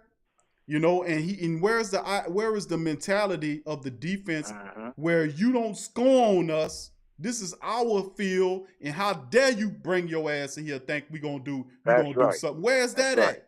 Where is that at? Right. But I see them celebrate. What you celebrating 3-point wins for? Like they Super Bowl wins. And I ain't talking to the family members. I'm talking to the players. I seen them celebrating in the locker room, dancing. It's Club Saint and that shit again. And I'm like, there should be no more Club Saint. I was against that last year when Sean Payton let them club all up into the playoff game. It was Club Saint. You heard nothing but Lil Boosie and all that going on back up in there. Enough of that. That you lost that.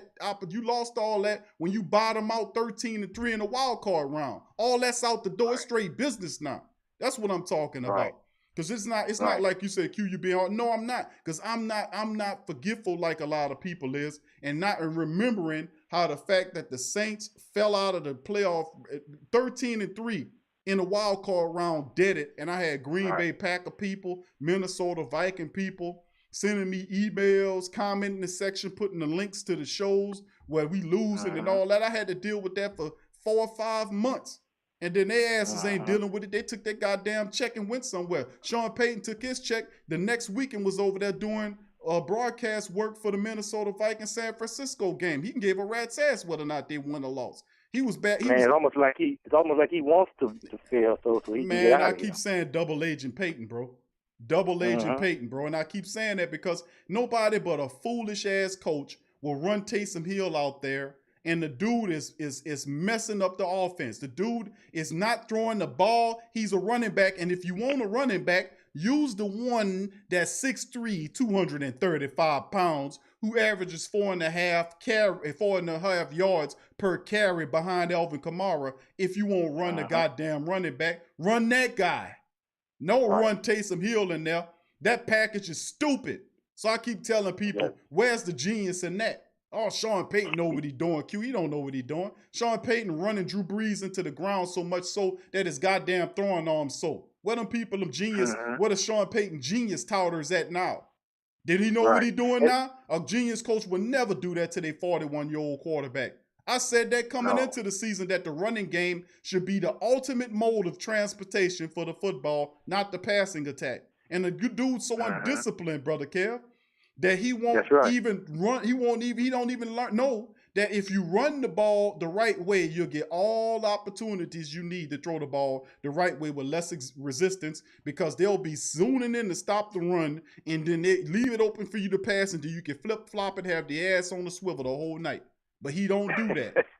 But he's a genius, though. Man, come on, Whit. I'm sorry, Brother Kev. Go ahead, Whit. I'm sorry. Man, I love it. I love it, I'm man, sorry, bro. You just echo what I've been feeling. And I tell you, I wish, and I hope if you're listening, man, Jordan, stop talking trash, because he puts pressure. And when he talks trash on an important game, he don't deliver. We don't even see him making a dent in a certain playoff game, or this game. This is pretty much like a playoff game in the sense itself, because of the nature of the record of and they're in our division and everything. But you say Drew Brees is the best quarterback and blah, blah. We got to talk all that stuff, man, because just do your part, and get those guys on that line putting some pressure on Brady.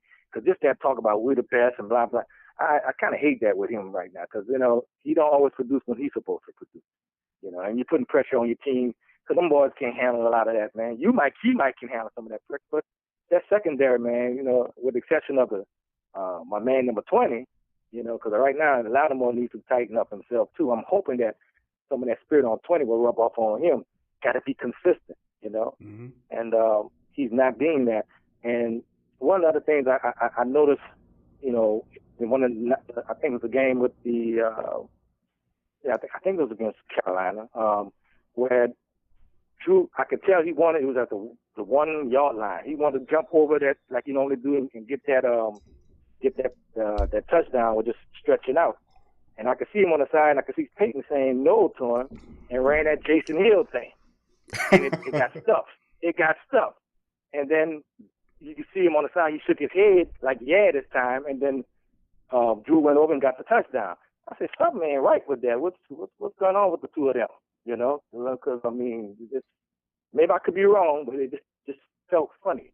I was reading the body language of both of them at that time. Your take. Yep. Yeah, you're right, Brother Cab. That's interesting, man, because Drew Brees, he's shaking his hand, and then you turn around, and then Drew Brees got to go out there and make right what they made wrong. So you just made more work for him. So, I mean, that's what I'm saying. It don't make no sense. We don't need that gimmicky crap in there. We don't need that. Right. We don't need that at all, man. We need to rely on we need to perfect our base offense, which is not all these wide receiver screens and all this stuff down the field to gain yards. Usually a team do that to gain yards when they don't think they can do it the regular way, like lining up and running the ball effectively. And I don't understand how does that become an offense? How does a series of gimmick style plays become our base offense? I just don't understand that. That's not. We have a base offense. The base offense says that we're supposed to run the ball, and we're supposed to run the ball well. We one of 5 teams in the pros to have a fullback. I mean, why do we have a traditional style? And this guy's not like the fullback the 49ers have, who he can go out and be a tight end. He can be a running back for you. No, this is an old school standard ass fullback, you know, that we have. So why have a guy like that if you're not going to run the ball traditionally? I just don't understand. What's the method to the madness here? I know you, and I was saying I hope he don't do it, but it appears to me that he gonna throw the ball north to 35 times a game, regardless if he needs to run it or not. And if we don't win that way, well, the hell with it. Ain't no ramifications. They're not gonna fuss at me. I do what I want to do. As long as I'm winning, it's all good. Right. And if they're gonna run it, then I say, okay, then put Jameson in. Because I mean, if they're gonna pass it, put Jameson in, because we at least know he ain't afraid to throw it out long. You know, if somebody get clear, and he ain't afraid to run when it's time to run. You know, so I mean, if they're gonna throw that many times, you know, but your feelings on that?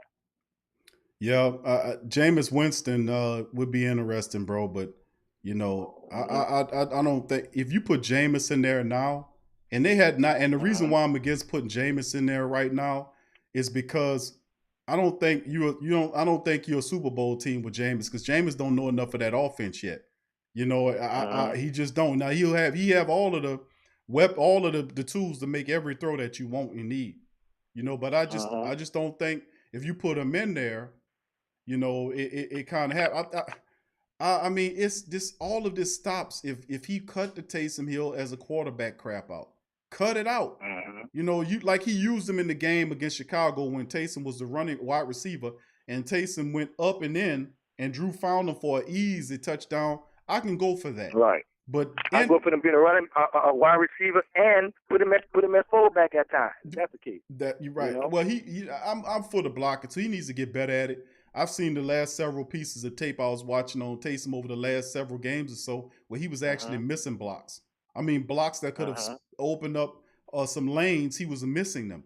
So he's a bit distracted, and obviously Taysom Hill is reading the press clippings about him that he's overpaid, he's ineffective. You can see it in his style of play.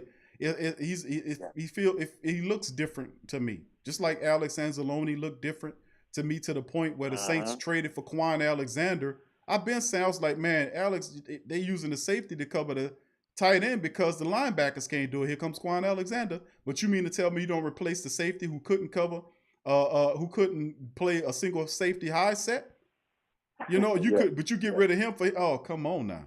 But that just goes to show you that there's a bit of denial going. It's a lot of denial and delusion going on with our head coach and the staff, bro. For real. I think nepotism going on and maybe some cronyism going on. That's right. You know? That's right. Good old boys, we like him. Yeah, that circle stuff going on over there, definitely, because if you look at how else you explain Ken Crawley being here, what commonsensical reason could one explain for Ken Crawley coming back to New Orleans? Nobody want Ken Crawley here, not even Ken Crawley. I mean, I don't want Ken Crawley here. I don't want him here. And why? Because he's not a good cornerback. He's not a good cornerback. We want good cornerbacks. And we didn't go out and get the guys that we needed, so that if guys... Yeah, one good year. Yeah, one good year at that time when because I think it was supposed to be TJ's position, but he outplayed TJ for that position. And after that next year, he was nothing. Everything's a hold. And then TJ, he'll hold you like he hold that beer when he put you on the side, so please put up on the side for drinking and whatnot. Give him a beer. Now, maybe do some psychology and tell him, look, that's a Buck Weiser coming down here. Go get it. You know, maybe he'll stick to him, man. You know. Man, listen, bro. That dude, PJ Williams, bro, got glue on his hands, bro. He get a hold of the wide receivers and don't let them go. He don't have no confidence. You know you ain't supposed to be touching the man 10 yards past, PJ. What you got your hands on his back and his jersey for, bro? What's going on? Right. He has no confidence, bro. No confidence. But I'm just hoping, in spite of the bad coaching in those positions, somehow, some way, the universe will see it our way and still open up the door. Because we fighting the coaches, we fighting against bad calling from the head coach, and we fighting against the referee and the opposing and the team. NFL. Everybody, I said, bro, it's absolutely insane how we one-dimensionalizing ourselves, and I call him Double Agent Peyton. That's what I'm gonna start calling him. He keep running these stupid ass plays. I like that one. Double Agent Peyton. It's one-dimensionalizing his own team with a dumb play call, a Taysom Hill package. Won't even let him throw the ball. Absolutely insane. But thank you, brother Kev, man. I appreciate the call. Go ahead. I want to enjoy your show. Sit down and listen to most of my first time catching your show. But you make me think of you're the black Buddy B. Because Buddy B would tell it like it is. You tell it so much, they put him off the plane, you know? Brother Kev, you sound like Brother Paul who came on. Yep, he said that, yep, that's he said, hey, bro, and I take that, that's a great compliment. And I appreciate you that, because Buddy D told it like, they did put him off the plane because he was talking too much truth. And you got to respect somebody. He didn't placate to the Saints. That's something they can never say about Buddy D. He told the truth, and that's what it is. But Kevin, thank you for chiming in from Carolina, bro. Thank you for calling, bro. Call, no problem. Thank you, bro. And make sure you call more. Don't be a stranger, bro. No, I will. I will do that. I'm gonna call you Buddy Q. Thank you, Kev. Appreciate you. Who that? All right, man. Bye-bye. Peace. All right, brother Kev, chiming all the way. Thank you. All right, last Saint, you in the building. Brother Tyrese, are you on the line, sir? What's good, baby? What's good, bro? How you doing? Doing good, man. Just got off work. Uh-oh, you had a good day, bro? You didn't have too many. You didn't have no issues on the line, did you? I had about 3 to 4 dumbasses I was talking to, but everything was good. 3 to 4 idiots.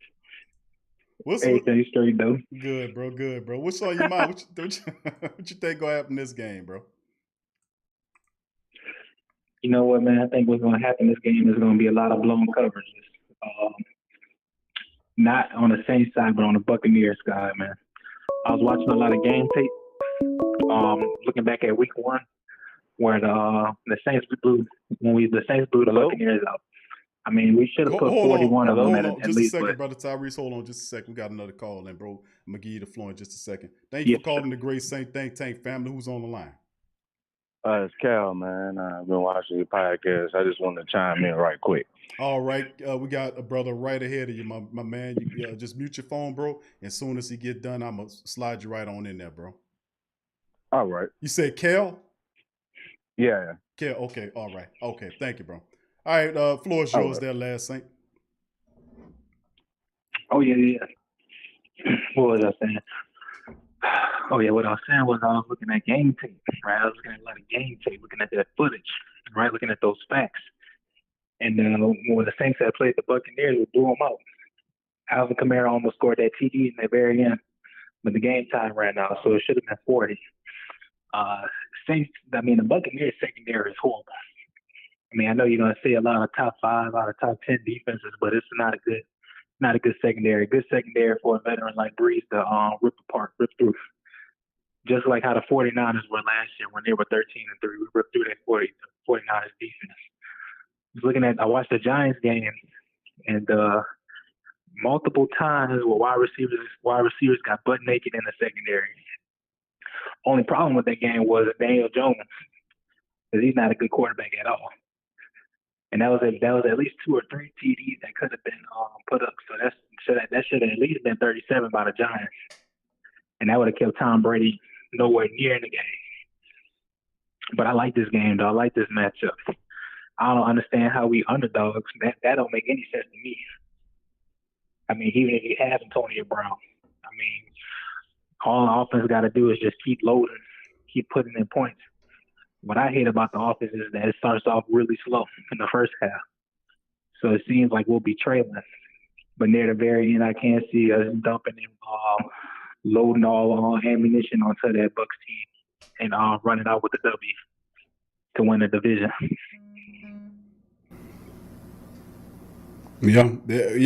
That's strange too, bro. I mean, I don't get.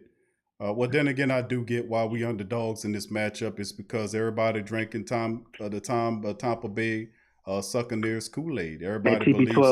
Yeah, he got them all believers, man, and he assembling the Voltron crew over there. He got him and Gronk came back. He got Fournette there and Antonio Brown, and those are destinations most people would not want to go to Tampa Bay because they didn't see him as a team, but they see that assertion of talent there is an indication that they're building something special in Tampa Bay. The issue is Tampa Bay has had some pretty damn good wins this season, but the Saints could shut all that down by sweeping them out right now. And they made excuses for Tampa Bay saying that they didn't have a preseason. The Saints didn't have a preseason either. We haven't preseason either. It's just absolute. It's just absolute psychological operations is the best way I can term it. When you see people saying stuff and it makes absolutely no sense, it's meant that way. These people are really not that stupid, even though I call them that when they say stupid things and I term them as stupid. But it's really like mind games that they're playing, which is like psychological mind games because, you come in at the Great Saint think tank and we're going to use everything that we got from a mental standpoint, and critical analysis and critical thinking destroys all of this foolishness that these people try to push on you, the propaganda and all that and all this nonsense. Absolutely. It won't work here. Tampa Bay was beat by the Saints by double digits in week 1 because we were a better team. They've had Antonio Brown. He hasn't played in some time. He will be rusty. He's talented, but I'm not afraid of Antonio Brown in this matchup. A lot of people are afraid of Antonio Brown because they remember what he did to the Saints when they played Pittsburgh, when he took them apart. He took Laddie Daddy apart in that game. Of course, we know that that's not the same Antonio Brown. This guy is a little bit older. He's hasn't played in a while. He still has to learn the system. And I still say the Saints' major issue that they have to be concerned about is Scotty Miller, the slot man that Tom Brady goes to a lot. So we have to watch him. And Chauncey Gardner-Johnson's temperament. That's what upsets me, is because for the last couple of weeks, I've watched Chauncey Gardner's temperament spiral out of control. We were fortunate against Chicago because the blind referees didn't see him ripping off mouthpieces and sticking his fingers in people's faces and all that kind of nonsense. But the two straight games, I didn't see his temperament or his actions change on the film. He's playing real stupidly, and that's the issue I have. Is will he lose his cool when he start getting toasted by Scotty Miller, because it's gonna happen. So that's the part of it where we gotta not make these dumbass mistakes and hurt ourselves in this game. We got a running attack, and I think the key to beating them, even though they stop teams at 70 yards rushing per game, I still say we can beat that team because they're soft up the middle. Vita Vea is not there. They have a backup interior lineman there who's doing a decent job. They added McClendon to reinforce it from the Jets, who's a decent defensive lineman, but still in all, it take at least 5 of them dudes to equal up one Vita Vea. Vita Vea is not there. We can get them in the middle. We really can. The issue is, will Sean Payton be disciplined enough to stick to a running attack when he hasn't done it except against Detroit, when he was forced to do it because his offense wasn't working? Now that he has everybody, like the Iceman says, like he said about with Mike Thomas back. Mike Thomas is back in the building, and he has the other guys there as well, Emmanuel Sanders, will he then say, you know what, we're going to make y'all wait on the passes. We're going to run the ball today. That is totally not Sean Payton's matrix. And we thinking more of the same nonsense about Sean Payton in this game. The only thing is I'm praying that he doesn't do enough stupidry to contribute to a loss against this team, because I've said this, we will not beat Tampa Bay playing like we did the last 3 games. We won't do it. Chicago imploded and basically tried to give the game away to the Saints. We had no killer instinct to stomp on them and put them away. We let them come back 10 down and tie the game up, and we barely kicked the field goal in overtime to win the damn thing. So, I mean, we can't play like that. That is nothing to celebrate, in my opinion. You're going to get beat against the better teams in the NFC is all I'm saying. Go ahead, Last Saint, and what you think about it, bro. Well, I mean, this is not going to be a running team. You'll see the ball ran. You'll probably see the ball ran 4 to 5 times in the first quarter. This is going to be a passing attack. I mean, if you got Michael Thomas on both sides of the field with Emmanuel Sanders, you can guarantee that the ball is going to be slinged around. They're going to involve AK a lot in the game in the passing attack, especially with screens. Only thing I'm worried about is the wasted downs we're taking. That's the only thing I'm worried about. These shotgun RPOs where he really runs the ball all the time, the quarterback draws, that's not going to cut it. I mean, he's going to get a couple yards, maybe a 5-yard gain, but that's not going to work. I believe in the defensive line to get sacks on Tom Brady. I think Tom Brady gets sacked at least 3 or 4 times this Sunday game. Really, it's all about ball control, who has the ball last in the game, my opinion. You keep Tom Brady off the field, you keep the offense running hot, right? You keep that defense on the field, you'll be able to carve them up. Just keep carving them up steadily and slowly winning the race. I guarantee we can get at least 30 points on this Buccaneers team, but it's also up to the secondary to hold these wide receivers in check. What Marshawn Lattimore is going to show up. Is Janoris Jenkins going to lock down the side of his field, which he normally does, or is he going to let these deep throws get the best of him?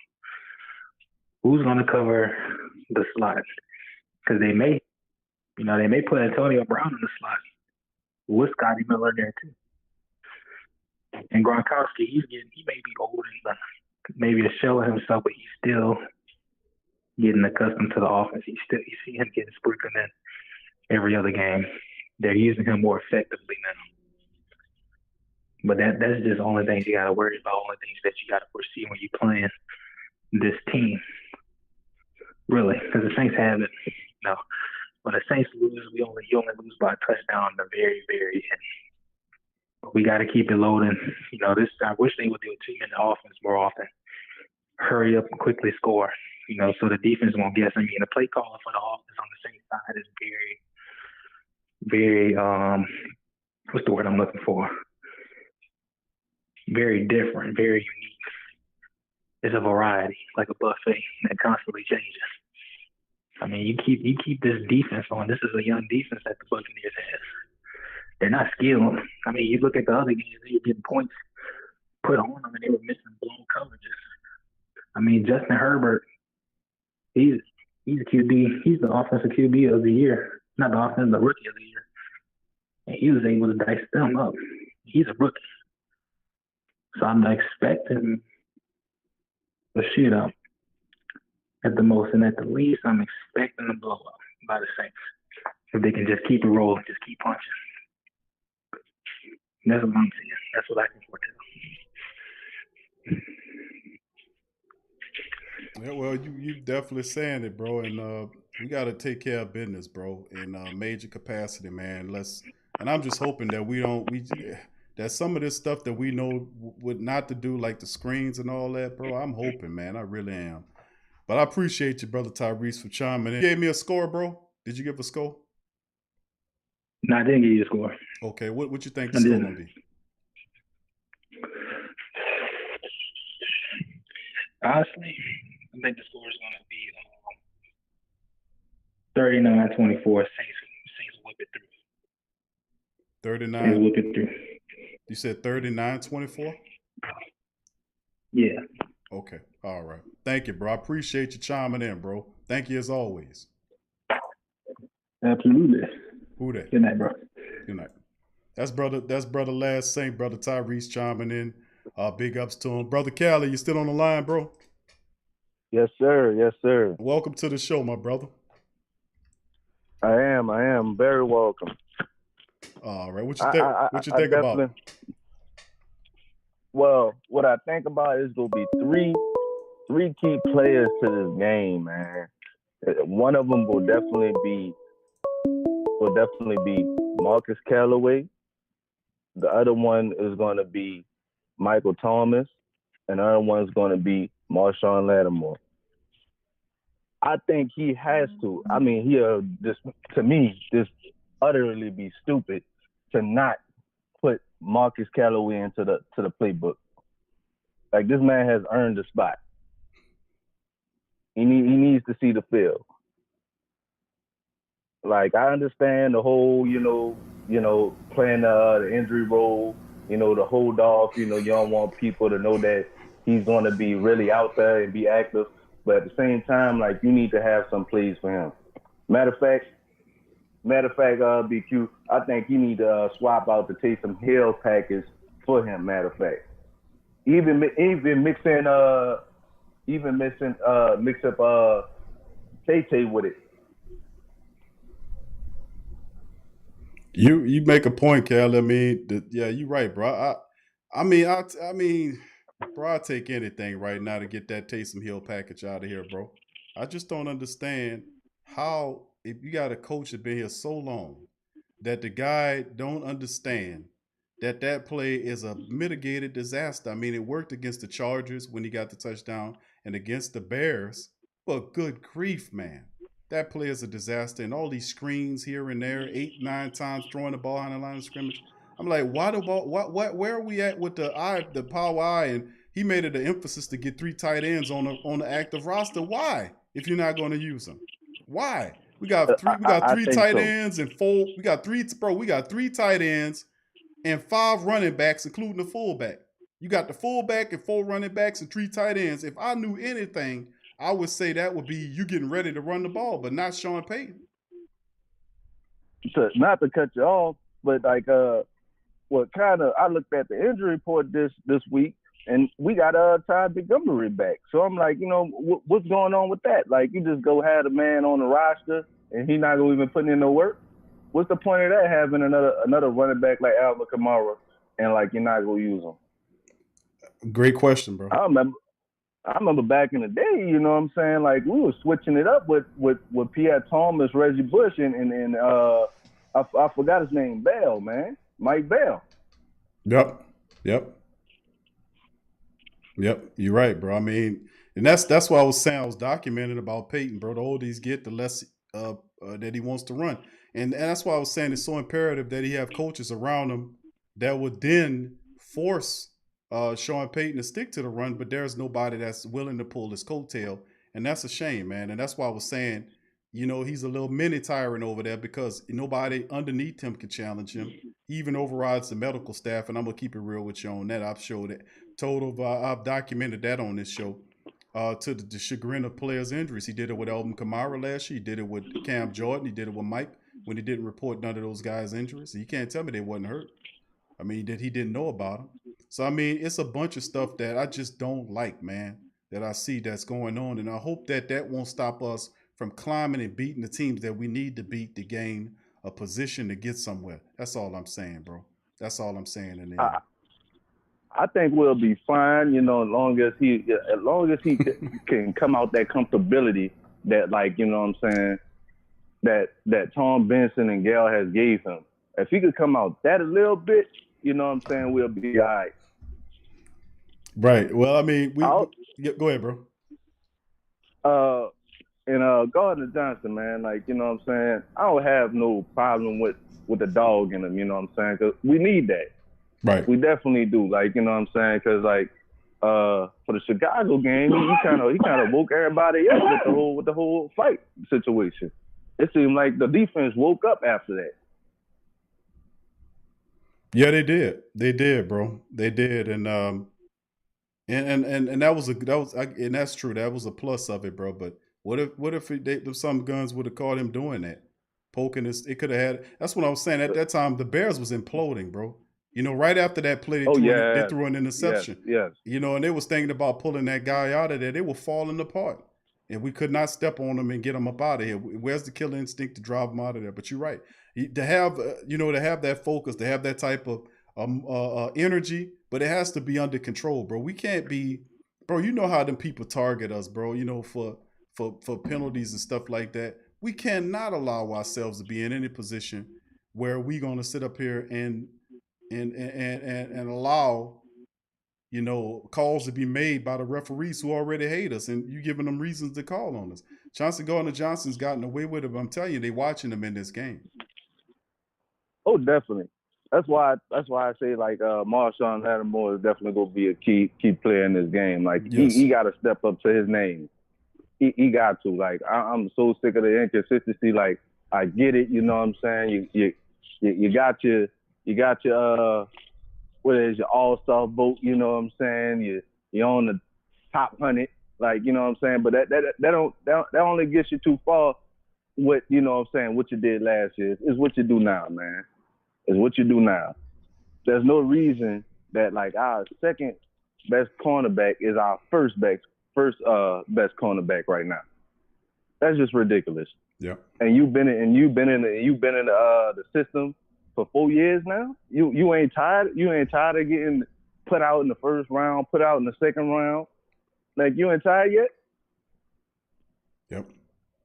Yep.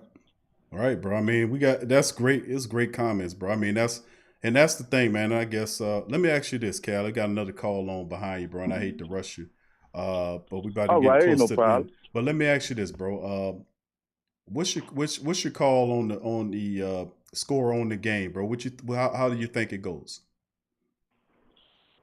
I think if you know what I'm saying, he does the twist and stunt early, and I mean Dennis Allen. Cause like he's been trying to hold it off and keep it for like a special play at the end of games. Like, man, like you got to go out and squash teams now. The Buccaneers ain't coming to play with you. They ain't about to try to sit around in the game. So you got to come at them now. Put pressure on Tom Brady now. And we already know that like he's scared of that pressure. You can say goat talk all you want. He's scared of that pressure. Yep, you're right. He can't move. So if we do that, I give it 30-24. But if he don't do that, it's going to be a long night. I give it what my man said a couple of calls ago, 37-27 Bucs if he don't do that. Yeah, well, I mean, you're a long string of great calls tonight, bro, and who's still saying the same thing about Coach Payton, man, that, listen, you know what I'm saying? Coach Payton got to get it right, man. It's more on him than on the team, bro. It just feels like. But Kelly, I thank you for calling, my brother. Much love to you. Appreciate you chiming in tonight, bro. Always, bro. Always. Thank you, bro. Who that to you? All right. That's young Callie calling. I appreciate the brother chiming in.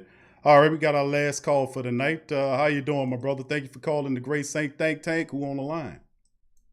This is Abraham, Q. Hey, what's up, bro? Oh, what's happening with you, baby? Can't call him, my man. I'm chilling, bro. How you feeling out there? Oh, I'm feeling good. I just want to tell all the Saints family, I wouldn't worry about it too much. You know, the Saints going to pull it off. What I'm concerned about is the defense a little bit, because I think Sean Payton should have built that defense up instead of that offense. You can always find pieces here and there to fill in that offense, because nothing was wrong with the offense. It just need like 2 or 3 pieces, you know, to put in that offense. I think he should have made that defense. I think he should have put more in that defense, and we could have had another dawn patrol. But, you know, it is what it is. We got little people that, you know, playing in that backfield that, you know, I think they ought to get rid of. You know, enough is enough with them. You know, we got that other boy that came from the Washington Redskins and stuff like that. They're not even using him. You know, and why do we have them and we not using them?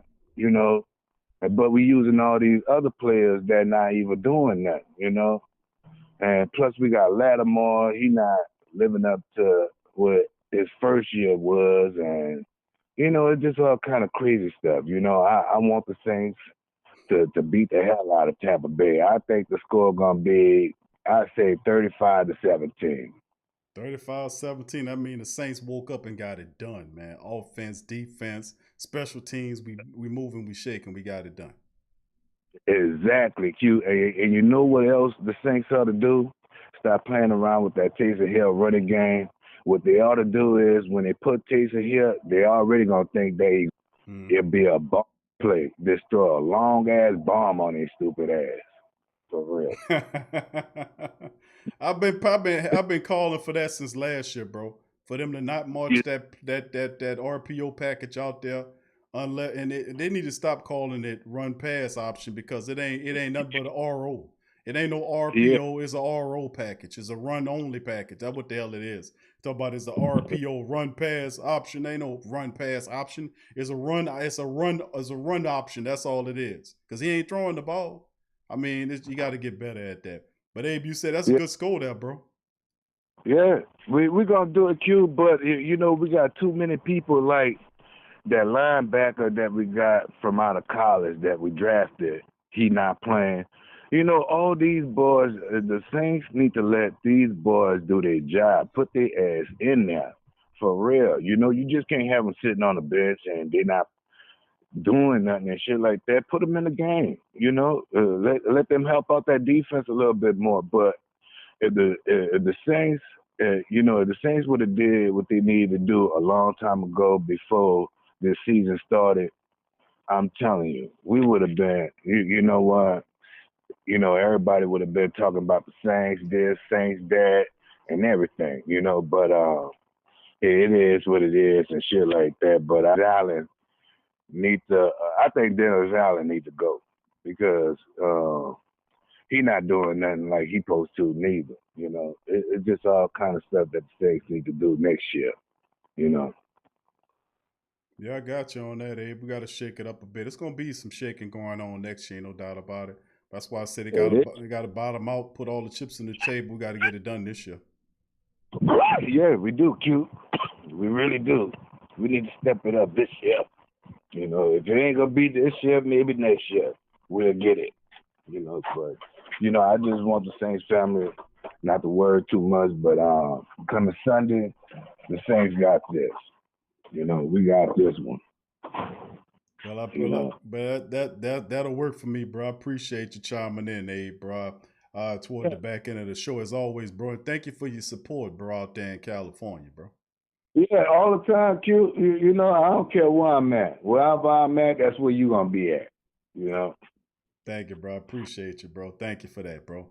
And we're gonna like I said, bro, we're gonna look for it, bro. And what's that score again, Abe? You said 30. What was it? 37. 34? 35-17. 35-17. Abe says 35-17. I'd love to see that, man. That mean that we got it all rolling, bro, and that mean that we'll really have some sad nationwide people up there making excuses the next day after it's over with.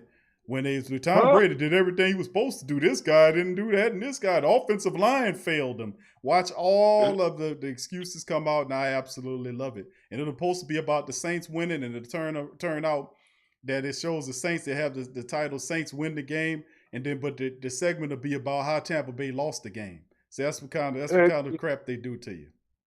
Yeah, it's gonna be a Tom Brady show. It's gonna be talking about Tom Brady did this, Tom Brady didn't do this, Tom Brady. It ain't gonna never be about no Saints and Drew Brees kicking their ass all over the field and shit like that. I already know, Q. They always put Tom Brady ahead of Brees and shit like that. I don't like that too much. Nah, you know. Me either, bro. But that's just how it go, bro. When they got so many people that's jocked out over Tom Brady 6 Super Bowl rings, bro. So I mean, that's how it go. Well, they got a lot of people that got 6 Super Bowl rings and shit like that. I don't think, you know, you make over a person like that and shit. It is what it is. what Drew Brees got to do is step up his game. That's the only thing he got to do. He got to prove everybody wrong that he still got power in that arm. You know. Yep. We're gonna surprise a few people, bro. We just got to make sure we get our stuff together, man. I'm seeing a lot of mistakes, man. Hopefully we can the light goes on, bro. That light goes on, and we find that groove, man. And this could be the game that turns it all the way on, man. But it's gonna be a dog fight. It's gonna be fun. Yeah, it sure is, Q. Once we get over this hump right there, once we kick Tampa Bay ass and get their ass up out the way and shit like that, we can move forward. Yeah. Bro, you got a bunch of teams under 500, including Atlanta, Denver, San Francisco hurt with injuries, and the next team you face with a 500, a winning record would be Kansas City over a month from now. So we got a lot of we've got a pretty soft schedule in terms of record wise. We got to go in there and knock these teams in the head, but that should be nothing for a Super Bowl team. I'm going to tell you something, Q. Kansas City, before I get off of here with you, I'm going to tell you something. Kansas City is a suspect. They kind of shaky. They ain't came a really good team like the Saints and shit like that. You know? I'm telling you, we're going to tear their ass up, too. Their ass going to be up out of here, too, Q. No, I'm looking forward to it, my brother. Abe, thank you, bro, for chiming in, bro. Thank you, bro, as always. Thank you for your support, my dog. Appreciate you, bro. You be safe out there in Cali, bro. Hell yeah, all the time. You and your family be safe, and goodbye to the Saints family, Saint think tank and shit like that. And I'll see you the next time, Q. Appreciate you, cuz. Who that? Who that? That's Abe, man, chiming in all the way from California. Big ups to Abe and the rest of the family members. Thank all the family members for joining us in this edition of the show, as Abe is the last one chiming in. Once again, it's a fantastic show, man. I enjoyed it.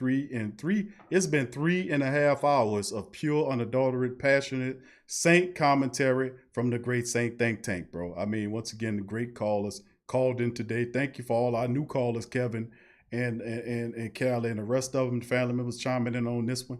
Appreciate all y'all for chiming. Craig, and all the family members tonight. It was a fantastic, jam-packed, slam-packed show full of really good commentary for the family members, man. So when we get together, we always enjoy it, talking about the Saints. So I'd like to give a shout out to the family and thank y'all for chiming in this one. As always, please feel free to go to the Pro Shop, fams. Hit the Pro Shop up. Links is in the description section below. 2 new designs are in the Pro Shop. 2 rushes, first down, and we ain't building spaceships, running the ball. And I think one of the family members said, "Do I have a shirt, the underdog shirt?" Yeah, you're right, bro. We got an underdog shirt in there. You're absolutely right. Who that to you, Kelvin Thomas? Who that? I see you, fam. Demi. Who that to you, baby? Good to see you. Kevin says, thanks for the super chat, Kev. He says, hey, Q, your eyes are low, bro. Looking tired. Time to get some rest, bro. You can do the Pelican post-game report tomorrow, bro. Go enjoy your family. Well, bro, tomorrow's usually a family day. And I'm not tired, I'm sometimes that's just, I got them laddie daddies going on, you know what I'm saying? I got the laddie daddy going on today. But we'll be up on the Pelican post-game report tonight. It's at 9:30. And we'll be talking some Chris Pelican talk, and I have plenty of passion for that as well. So don't worry about it. I appreciate the family members chiming. Big ups to the fam. Thank y'all, man, for thinking about my eyes. All right. Check out the Pro Shop. All right, now, if you want to check out the show in audio formats, we have it on the Sports Coma, Big Q and the guys. Robert Clark, who that to you, bro? Yeah, that's right, bro. We got the underdogs, and that's you right, Robert. That's exactly who we are, bro. We are the underdogs, and that's proven to be what it is. And yeah, we do have a shirt. Sometimes I forget we got all kinds of shirts in there, bro. A bunch of shirts, dozens of shirts are available in the Pro Shop. A lot of them gearing to the deficiencies in our team, such as running the ball and 2 rushes first down. We ain't building spaceships, run the ball. The dat slap shirt with me slapping the hell out the referee. The chump missioner. All this is geared to our frustration. So if you feel that way, help out the platform, buy yourself some gift, buy something for your family, for your loved ones, whatnot at the Pro Shop. Got a lot of stuff down there. And please feel free to go to the Pro Radio link in the description section, Sports Coma Pelican Post Game Report, Ring Kings Boxing, and Tough Tiger Talk, all available in audio formats at Pro Radio. Also, big ups to the rest of the family members who've joined us Patreon as well. You can go to patreon.com/the Pro Media Network. What that does is it helps empower the platform for us to keep doing what we're doing. Just to let the family members know who don't know that the Google app is out. The Android app is out for the Sports Coma. It's called the Sports Coma app. It's available on the Google Play Store. The Apple app will not be done. There's still development going on. I keep y'all in line, but hopefully we can get this damn app done in the next 10 days. That's all I can say. It's a little bit more trickier and difficult with Apple than Android.